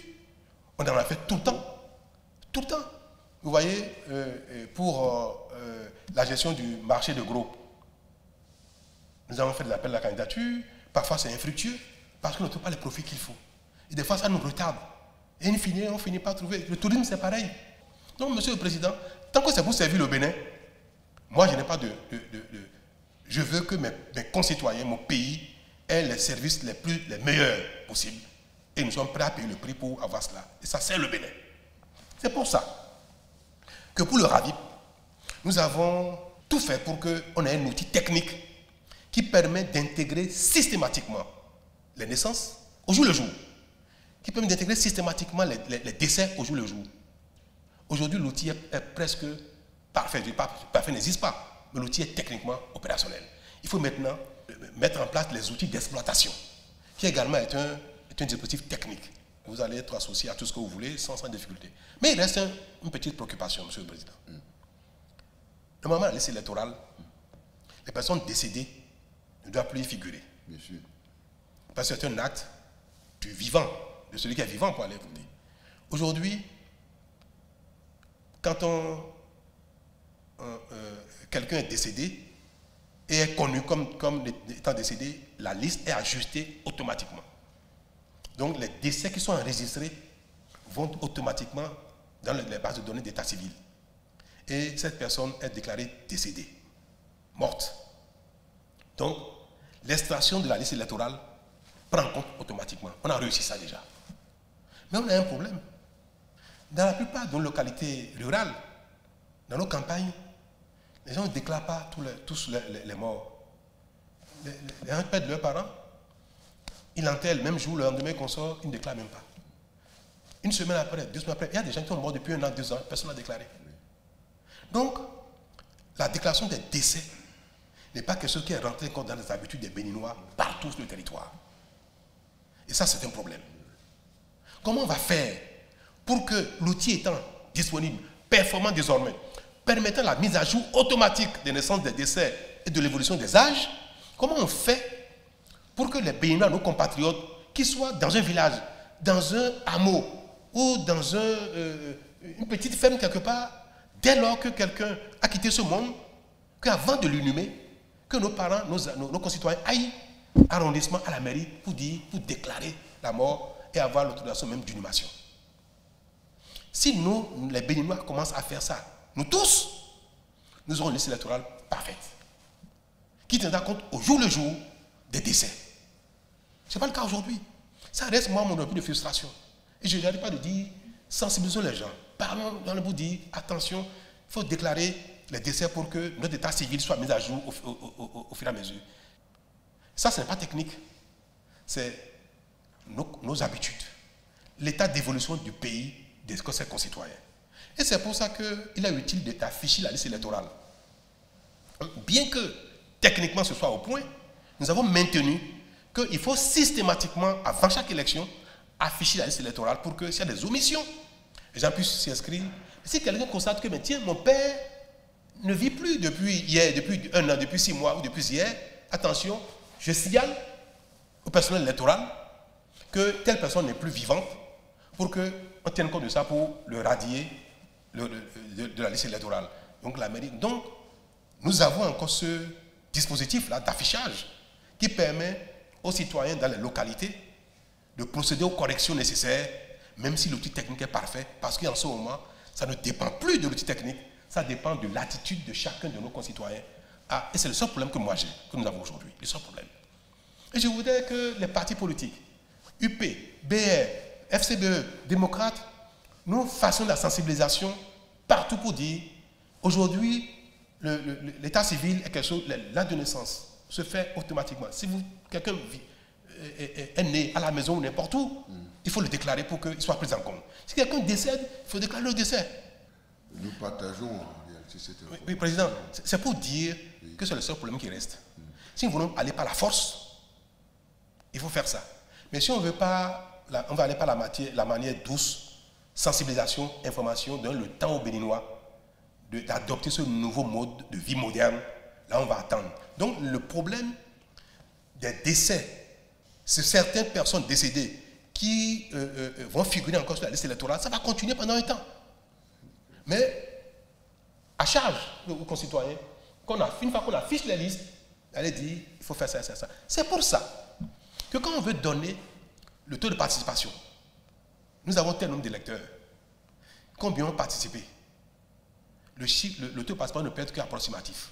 On ne pourra jamais avoir le taux de participation exact, parce qu'on ne connaît pas exactement le nombre de réels électeurs, parce que là-dedans, on n'a pas le nombre exact des personnes qui sont en vie à cause de défauts de déclaration de décès. Donc c'est le seul problème aujourd'hui, Monsieur le Président, que nous avons au niveau de la liste électorale. Tout le reste, je peux vous dire, techniquement c'est bon. C'est parfait. Les extractions à partir de 18 ans sont automatiques. Maintenant, le député a dit qu'il ne connaît pas le logiciel qui a été mis en place, comment c'est implémenté et qu'il faudrait auditer. Monsieur le Président, moi je suis d'accord pour que vous auditiez la liste électorale. La liste d'état civil, c'est-à-dire la base de données même d'état civil. Voilà. Le registre national de l'état civil, la base de données, je suis favorable à ce que les démocrates auditent ça. Et auditent le dispositif, le logiciel qui permet de faire l'extraction pour voir si c'est bon. Si ce n'est pas bon, on va corriger ensemble. Si ceux qui nous ont vendu le logiciel, ceux qui l'ont installé, on fait des erreurs quelque part, que vous relevez ça, moi je serais heureux que au moins les acteurs politiques, pour une raison politique, ont quand même mis le doigt sur quelque chose de technique. Parce que si ça se faisait à des erreurs, cette technique, ce n'est pas politique. Personne n'a mandaté l'ANIP pour tripatouiller la liste électorale. Personne. Donc je suis favorable à un audit de la liste état civil, de registre état civil, de la base de données. Je suis favorable à auditer, à voir si le logiciel est performant, s'il a été bien implémenté, pour voir si la prise en compte des naissances, des décès, de l'évolution des âges est automatique sans qu'il n'y ait dans une localité, sans que quelque part on dise « Ah, telle personne, ils sont connus comme étant démocrates ou BR ou UP. Il faut que, sachant cela, qu'on les enlève de la liste. » Ces choses-là, je ne pense pas que c'est possible, soit possible. Et le Bénin n'est plus à ça près. Le Bénin a trop évolué, n'est-ce pas, Monsieur le Président? Le Bénin, voilà, n'est plus à ça près. Donc le fait de remettre en cause la liste électorale, je trouve que c'est une manière également de dégrader l'image du Bénin. C'est une manière de remettre en cause nos acquis, ce que nous avons construit ensemble. Vous aussi, Monsieur le Président, c'est à quoi vous avez contribué. C'est à quoi j'ai pris l'engagement de donner le meilleur de moi-même pour sa poursuite. Quand vous dites publiquement aux concitoyens, aux institutions bilatérales, multilatérales, aux partenaires multilatéraux, bilatéraux, quand vous dites que la liste électorale doit être auditée, que ça ne vous paraît pas sincère, vous jetez le probe sur le Bénin entier. Sur 30 années d'efforts, sur même 60 années d'efforts, parce que le Bénin n'est plus à ça près. Le Bénin a dépassé ce stade-là. C'est pour ça que moi je me réjouis et je voudrais que vous fassiez l'audit. Si les démocrates ont l'argent pour payer ça, tant mieux. Si vous n'avez pas l'argent, demandez, le gouvernement va payer. Si les démocrates n'ont pas les ressources qu'il faut pour faire l'audit, dites-le-moi, Monsieur le Président, je vais passer un conseil des ministres et le gouvernement va, et je vous garantis déjà que je vais obtenir l'accord du conseil des ministres pour que le gouvernement paye l'audit. Que vous allez, choisissez les experts que vous voulez. Choisissez, Monsieur le Président, qui vous voulez comme expert. Choisissez les cabinets que vous voulez pour auditer, pour recommander ce qui est, pour relever ce qui est mal fait, pour recommander comment il faut corriger. Et je vous garantis, je vous donne déjà mon approbation pour dire que nous allons le faire. Pour que les démocrates ne disent plus que la liste électorale n'est pas sincère, n'est pas établie de manière transparente, que ça constitue aujourd'hui un problème, alors que le Bénin a dépassé ça depuis longtemps. Je vous en prie. Ce n'est pas bon que vous continuez de dire ça. À partir d'aujourd'hui, ne dites plus ça. Président. Votre rôle maintenant, c'est d'auditer et de faire les recommandations qu'il faut. Président. Mais, Président, veillez à ce que ce ne soit pas fantaisiste. Président. Veillez à ce que l'argent, si jamais l'État paye, ce ne soit pas détourné par quelqu'un. Oui. Et que ça serve effectivement à l'audit et aux recommandations nécessaires pour une liste électorale qui vous rassure. Président, il y a eu... Merci. Non, mais vraiment, merci beaucoup. J'ai voulu, au sujet de cette question de l'ANIP, j'ai bien écouté. Et puis, l'accord de principe que vous venez de donner, en disant, mais vous n'avez pas d'objection. Je crois qu'ils vont, au niveau du parti, Ils vont voir avec les autres formations, etc. Il y a quelque chose que nous allons faire. Et moi, je veux suggérer ça. Nous avons dit que c'est maximum 500 personnes par poste de vote. N'est-ce pas? Selon la liste électorale. Or, nous savons très bien que les 500 personnes n'ont pas voté. C'est le chiffre qu'on estime qu'on peut gérer pendant une journée électorale. Que 450 personnes sur un poste de vote peuvent être gérées pendant les heures d'ouverture du vote. Je pense qu'il est très rare que nous ayons 60-70% de participation par rapport à la liste électorale. Donc on peut bouger ce chiffre-là, un peu aller à 600 ou 700. Ce qui va faire, c'est une situation technique, hein, ce qui va faire qu'on peut réduire le nombre de postes de vote. Parce que plus le nombre d'électeurs augmente, plus le nombre de postes de vote augmente, plus le nombre de bureaux de vote, de centres de vote augmente. Parce qu'il y a des gens qui ont retrouvé leur poste de vote à 500, à 200 km. Mais ça, là, ça n'a pas été fait à la tête du client. Ça a été un bug dans le dispositif qui est même, je pense, qui est... Bon, on va revenir sur ce détail. Mais quand vous avez fait l'audit, vous verrez bien tout ça.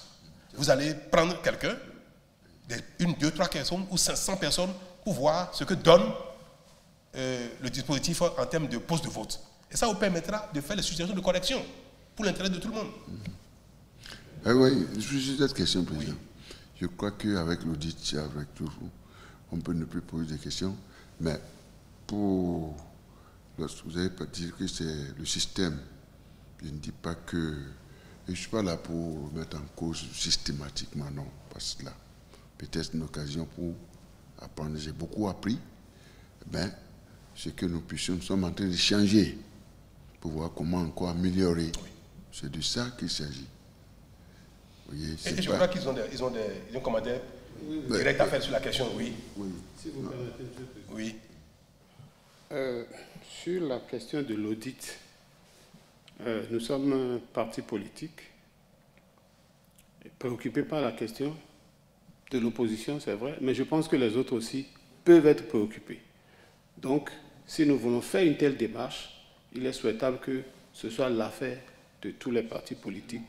Peut-être ceux qui sont représentés à l'Assemblée nationale qui seraient représentatifs de l'ensemble de la communauté politique. Moi, je ne veux l'imposer à personne. Si vous parvenez demain à convaincre UP, BR, FCBE pour faire ça, restaurez l'espoir. Vous voyez, faites le tour des partis politiques. Ce qui veut s'associer à vous, vous les mobilisez, vous choisissez ensemble les experts qu'il faut, mais je ne veux pas que ce soit une assise qui décide de ça. Si tous les partis veulent le faire, tant mieux. Donc, faites le tour des partis politiques. Ceux qui veulent s'associer à vous, vous avez la garantie que l'État va donner les moyens, si vous n'en avez pas, si vous ne voulez pas cotiser. Vous avez la garantie que moi, l'ANI peut défendre l'exécutif. Ils seront instruits dès demain pour se mettre à votre disposition pour les audits selon ceux qui veulent bien. En ce qui concerne la Cour constitutionnelle, je suis d'accord avec vous qu'il ne faut pas perturber le dispositif constitutionnel. Mais je vais oser une proposition. D'accord. Puisque c'est votre sensibilité politique qui a désigné tous les membres de la Cour, à l'Assemblée nationale comme au gouvernement, par le président de la République, si vous suggériez à l'un d'entre eux de démissionner, vous ouvriez la porte à quelqu'un de l'opposition ou des démocrates, et toute la nation verra que quelque chose a été fait. Ce sera formidable. Vous avez tous les moyens de loger cette personne quelque part d'autre. Vous savez comment ça s'appelle? Non, Président. C'est une manipulation. Président Yaboni, vous avez entendu ce qu'il a dit? Ils veulent que... Moi, je vais vous dire ce qu'il a dit. Président. Il veut que on manipule. Non, que vous suggériez. Non, il veut qu'on manipule les institutions de la République au gré de l'esprit partisan. C'est l'esprit partisan qui détermine aujourd'hui la manière dont, constamment, il faut manipuler les institutions. C'est très grave ce qu'il veut nous dire, Monsieur le Président. Ça veut dire que vous qui avez été élu en 2006 président de la République, sans avoir personne, je sais de quoi je parle puisque nous avons travaillé à l'élection ensemble, on n'avait personne à la Cour constitutionnelle en 2006.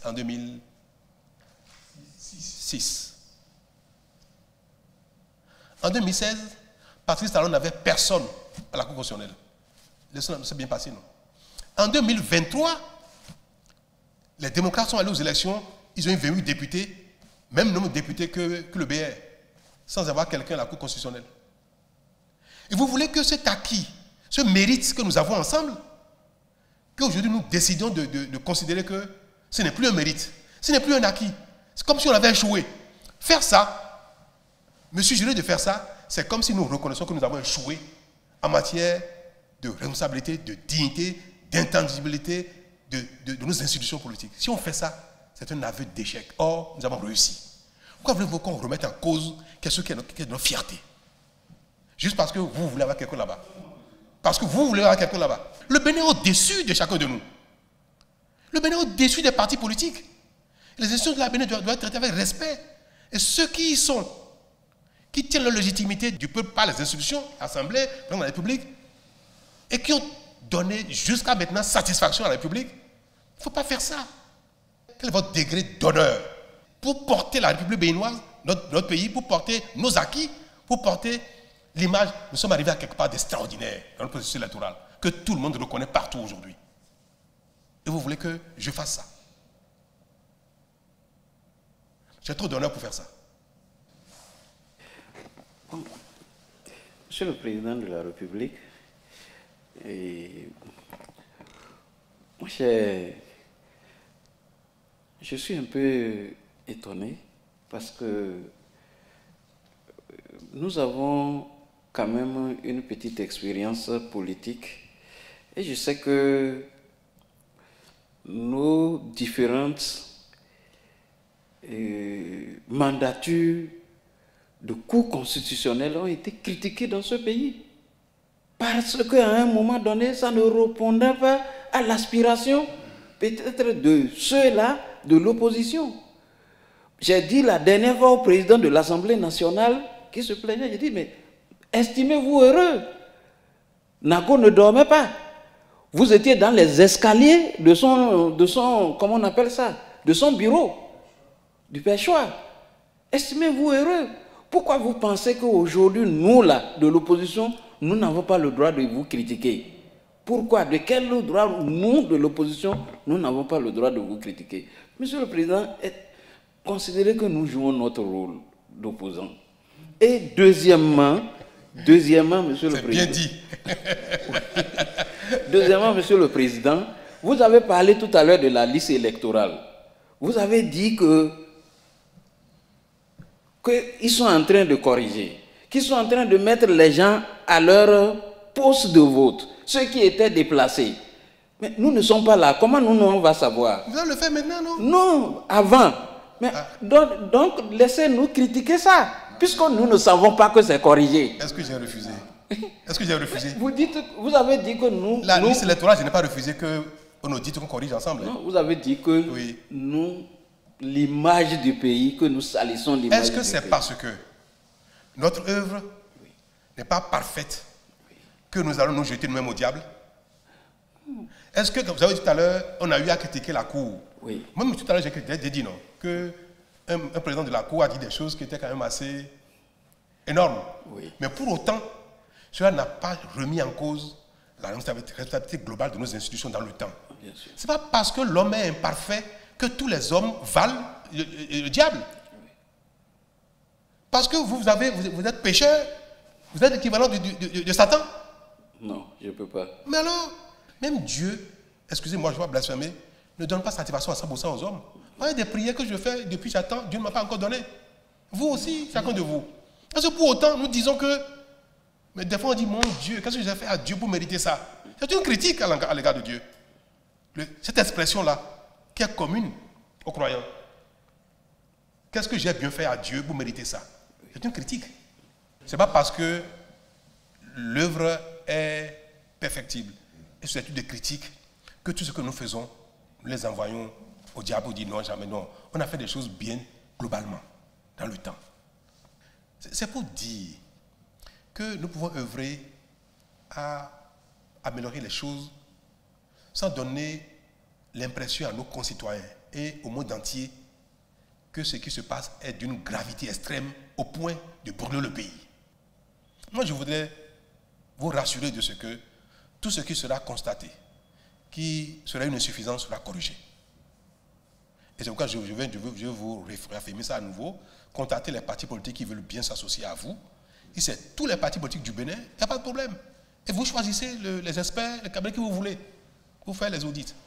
C'est comme ce qu'il faut faire, monsieur honorable, ce qu'il faut faire. Oui. Pourquoi d'ici 2 ans, là, vous n'allez pas avec la Sénat, les autres partis de l'opposition, voir les répartitions.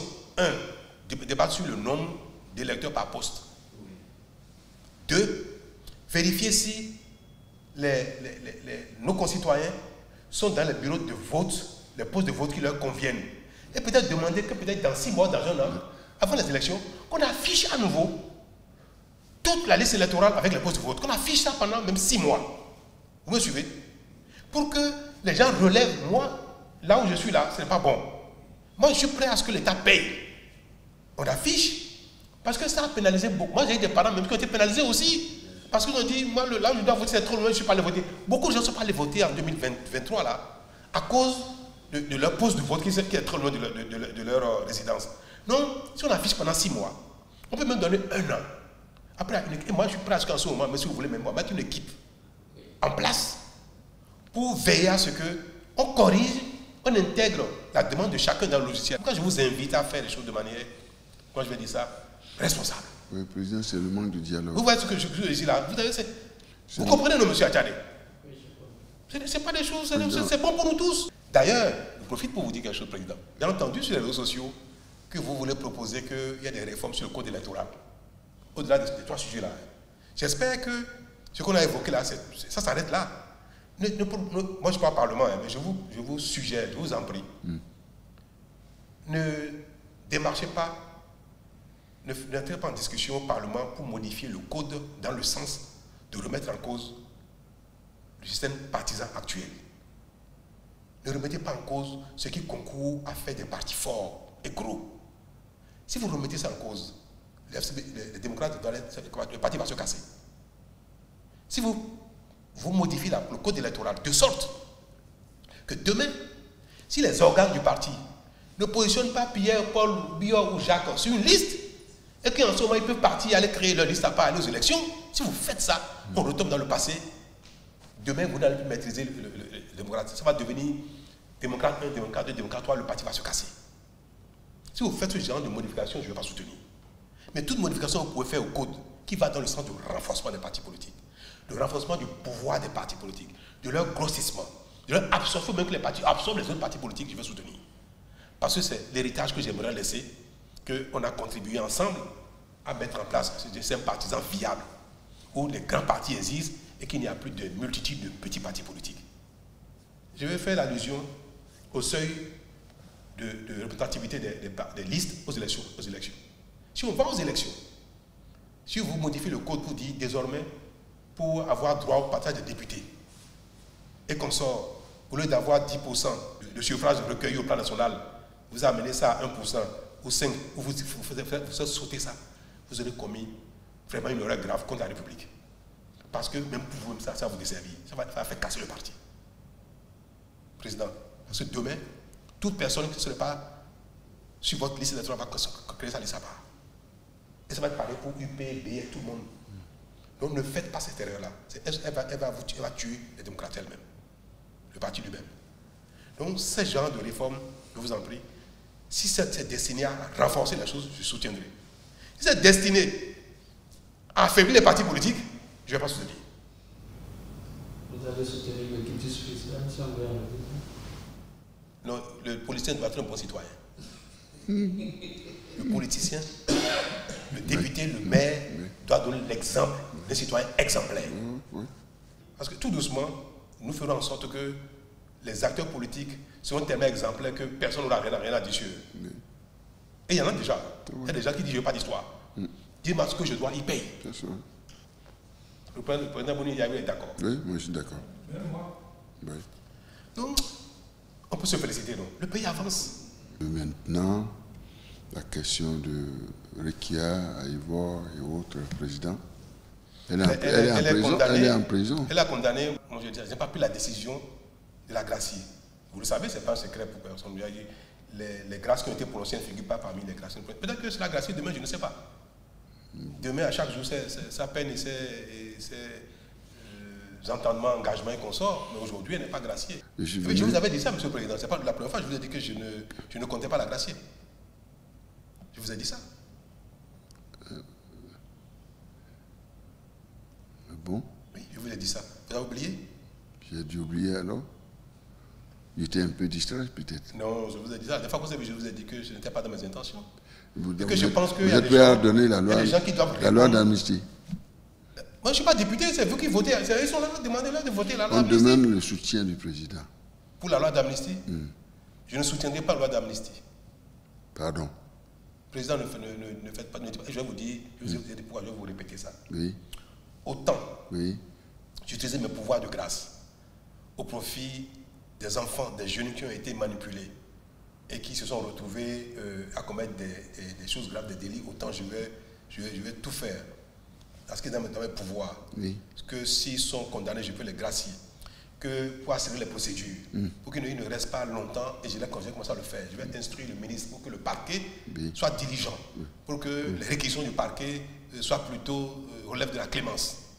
Mais autant, ceux qui ont foutu leur jeunesse en l'air, ceux qui ont envoyé les enfants, ces enfants qui ont passé 1 an, 2 ans en détention, ceux qui les ont envoyés faire ça, ce n'est pas des gens qui ont fait ça pour leur intérêt et ne pas penser à l'avenir des enfants. Ceux-là, on ne peut pas dire qu'il faut également considérer qu'ils n'ont rien fait.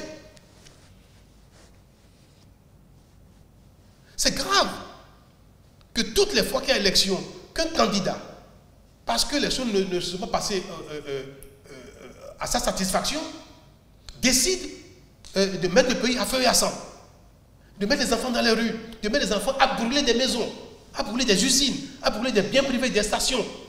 Et on le sait, on a la preuve, on va dire non, bon, comme c'est un acteur politique, et c'est pas grave. Non, si on fait ça comme un péché contre nos enfants, contre nos jeunesse, il ne faut pas que ça se répète. Il ne faut pas que ça se répète. Autant je considère que les enfants ne sont pas responsables, autant ceux qui sont responsables doivent répondre de ce qu'ils ont fait. C'est même pas bien de parler d'amnistie, c'est pas bien. Si jamais les acteurs politiques ne doivent pas rendre compte de ce qu'ils ont fait, c'est pas bien. Nous ne laissons pas, pour notre pays, les générations à venir, un code. Il faut laisser un code pour dire que ça, là, se punit. Ça ne se pardonne pas. Ça ne s'amnistie pas. Moi, j'ai dit une chose, hein. Celui qui s'attaque à moi, qui veut me tuer, je peux le pardonner. Politiquement. Je peux lui pardonner, ce qui veut me tuer. Mais celui qui veut tuer un beau pays, qui va organiser des émeutes, tuer des enfants, d'autres personnes, mettre des enfants dans la rue, brûler des biens sur la... Moi, je dis que la personne doit répondre de ça. Si la personne a commis une faute contre moi, personnellement, on peut régler ça. On peut régler ça. Mais contre la République, non.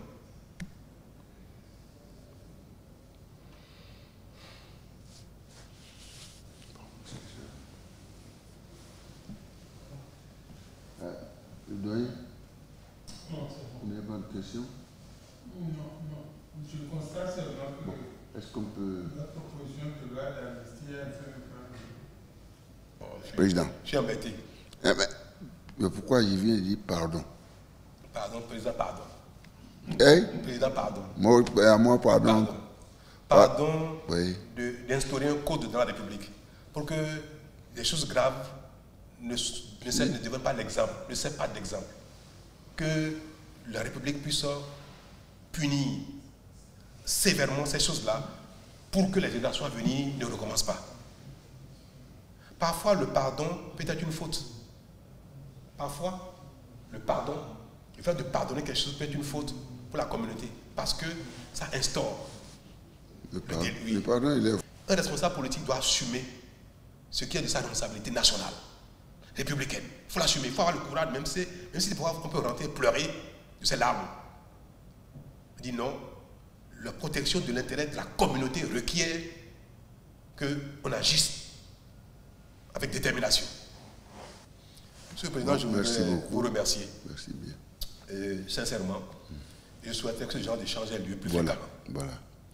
Parce que le défaut de communication, d'échange, oui, ça... voilà, peut des fois donner l'impression qu'on est en conflit les uns contre les autres. Or, parfois, les recueils sont fondés. Parfois, les revendications sont constructives. On vient d'évoquer certains points sur lesquels je trouve que ce serait bien de faire ce que vous souhaitez pour améliorer les choses.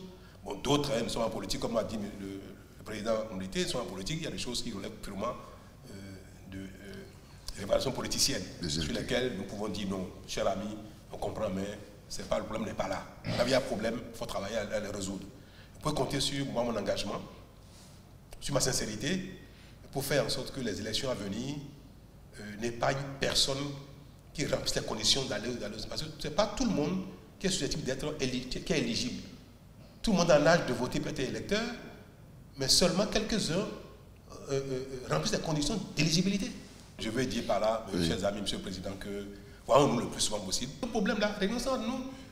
Ce n'est pas la peine de courir dans le monde entier pour dire le Bénin va mal, je suis la démocratie en danger, et qu'on soit, mais non, ce n'est pas vrai. Au moment où le Bénin est admiré, il ne faut pas que les profits du Bénin, il ne faut pas que les honorables députés, il ne faut pas que l'ancien président de la République du Bénin, qui a construit, qui a participé à ce pays, où tout ce que nous faisons relève de ce qu'il nous a laissé comme héritage, qu'il lui-même remette en cause. Je suis soucieux. Je suis de la paix. C'est légitime. C'est légitime. C'est déjà une bonne chose. Rendons grâce à Dieu que cette rencontre-là ait lieu. De toute façon,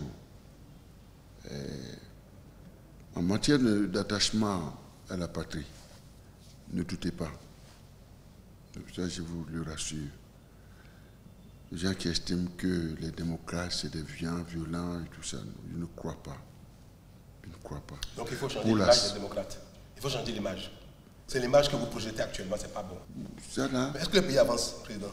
Le pays avance un peu quand même, non? Mais écoutez, dans toute chose, on rend grâce à Dieu. C'est Dieu qui donne. Est-ce que le pays avance quand même? Si je dis que le pays, quelque part, il y a plusieurs, le terme avancement, à mon avis, il y a plusieurs compartiments. En dehors de la démocratie, des élections, le souffle, la vie que le Dieu nous donne, etc. Les infrastructures, j'en vois. Mais la question sociale, nous allons bouger et nous aurons l'occasion d'en parler. La question sociale. Les cantines scolaires, ça n'a pas atteint un niveau appréciable. Les salaires qui ont été augmentés. Nous sommes en train de faire le point. S'il y a quelque chose, je viendrai. De temps en temps, il faut dire ce que fait mon petit là, c'est bon. De temps en temps, il faut dire ça. Oh, oui. Mon petit frère, ce qu'il fait là, c'est bon. Président, à l'Assemblée, vos soutiens nous demandent ça. Et nous leur disons que eux, c'est leur rôle. Nous, c'est de relever les faiblesses. D'accord. Oui, c'est aussi un... L'homme est sensible à la critique quand de temps en temps, quand quelque chose de bien, on lui dit. Si vous critiquez quelqu'un, votre enfant qui va à l'école, si vous le félicitez jamais quand il fait un petit effort, il va considérer que vous ne l'aimez pas simplement. Et vos critiques, vos reproches, il va considérer que c'est du désamour. Les critiques sont prises en compte par quelqu'un qui, de temps en temps, ne les assimile pas simplement à du désamour. Il considère que, ah non, même quand je fais un petit effort, il me reconnaît, il sera plus sensible aux reproches. Quand le reproche est systématique et général et permanent, nous se ferons dans le cadre approprié. Mais maintenant, il faut le faire. Mais j'ai dit dans le cadre approprié.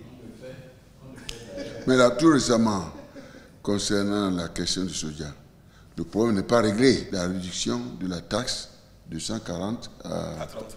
À 30, c'est bien ça, non? Oui. Mais il reste la question. De la sortie par les frontières, par le Togo. Je vous ai entendu parler de ça. Non.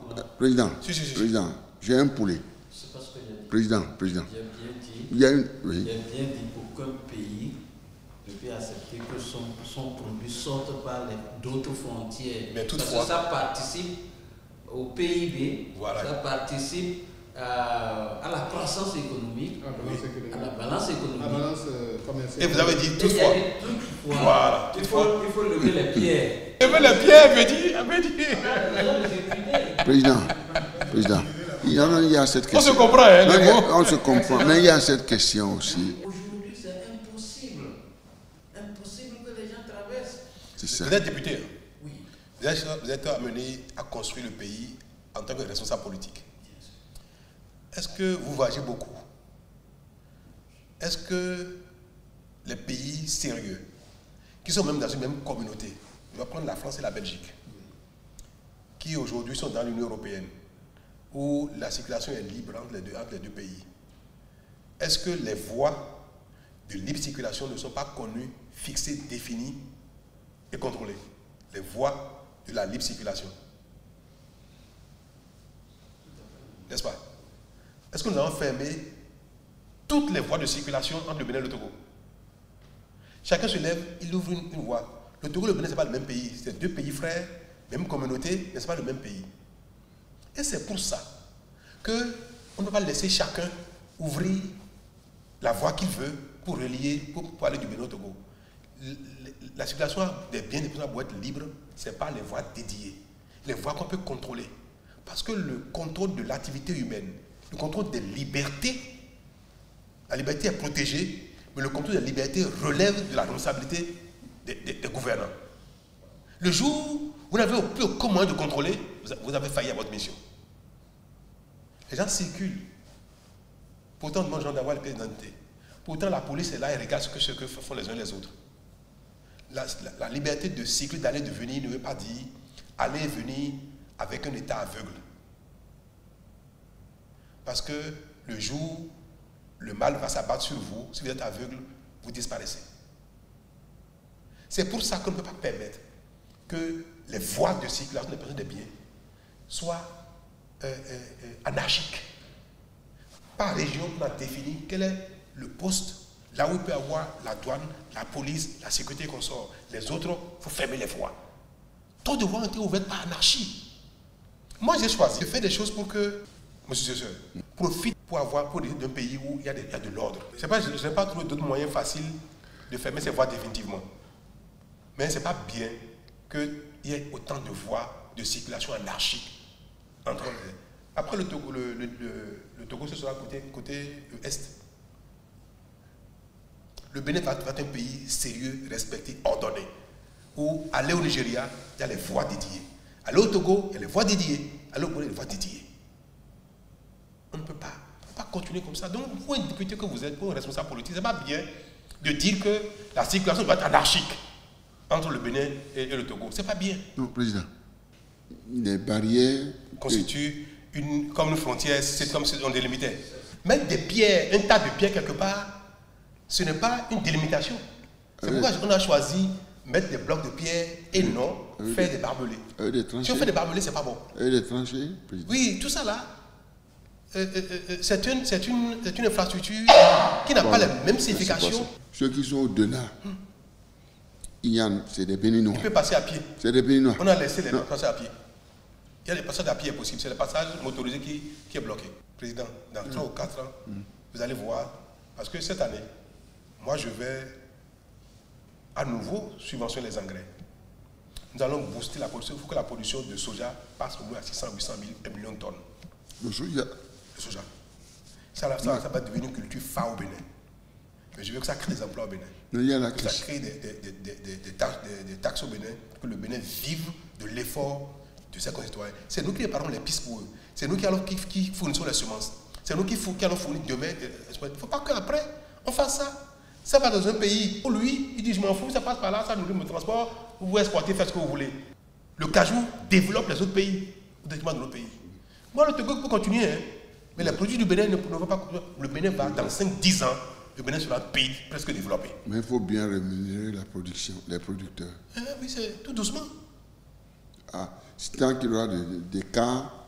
Oui, rémunérer les producteurs, c'est le marché qui rémunère. Après, maintenant, on a baissé la taxe. La taxe. Oui.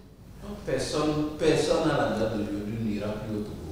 Ça, je suis convaincu. Au niveau où la taxe est aujourd'hui, ceux-là qui sont allés de l'autre côté vont revenir. Inch'Allah. Bon, le décret, Président. Oui. Le décret qui interdit l'exportation, je crois à partir de mars ou avril, non? 2024. Au-dessus de je ne sais pas si la campagne 2024. La campagne va finir quoi? En avril, mais c'est fini. La campagne il paraît que ça va au-delà. On a dit maintenant que c'est pour la campagne actuelle. Donc, tant que en tout cas jusqu'en même juillet prochain, on peut permettre la récolte même de soja a lieu. On va regarder quand est-ce que la nouvelle récolte commence. Et c'est en ce moment qu'on va arrêter les exportations. Donc tout ce qui relève de la campagne actuelle jusqu'en mai, juillet peut continuer à être exporté. Est-ce que la mesure est déjà applicable? De La taxe de 5%. La taxe. Si. J'ai appris qu'il y a des camions qui sont arrivés à Cotonou, Oui, mais... qui sont allés à Sonicom. Et on allait, j'ai envoyé des gens ici, là-bas hier. Les gens leur disent non, que la douane c'est 240, mais c'est faux. Exactement. Ils disent ça parce qu'ils veulent voler les producteurs. Mais on dit le budget. C'est des véreux. Au niveau du budget. Oui. Et que la taxe sera effective à partir de janvier. Non. Vous savez, l'État est libre que la loi fixe une taxe. L'État décide de ne pas payer ça. Et c'est une mesure de subvention indirecte. Parce que si on ne veut faire pas la loi, il va falloir qu'on aille faire un collectif pour demander que la taxe, parce que la taxe est déjà fixée pour l'année. Donc, comme c'est fixé pour l'année, on ne change pas. Mais l'État subventionne ça et demande que les gens ne payent pas ou payent une partie seulement de ça. Et le gouvernement a le pouvoir de ne pas collecter une taxe, même quand la loi l'a fixée, ou ne pas collecter partiellement. Ça se traduit par une subvention. Et dans le compte généraux qui sont présentés après, on va montrer qu'il y a eu tel différentiel qui constitue une subvention que l'État a apportée à la filière soja. Monsieur le Président, Oui. Par rapport à ceux qui ont essayé hier de faire supporter les taxes aux producteurs, Donc ils ont même dit carrément que c'est peut-être 840 que on c'est a pas fait. fait un communiqué, vous avez demandé au ministre de Voilà. Finances qui m'en a parlé. Le communiqué passe. C'était déjà la signature du SGG. Ok. Et à la sortie, en principe, je devrais avoir ça pour que... Pour diffuser le communiqué. Vous montrer que les 33 sont déjà en vigueur au port. Oui. Merci beaucoup. Président, merci infiniment. Merci bien. Même si parfois les propos ont été un peu chauds, c'est notre habitude. Ou bien, Président.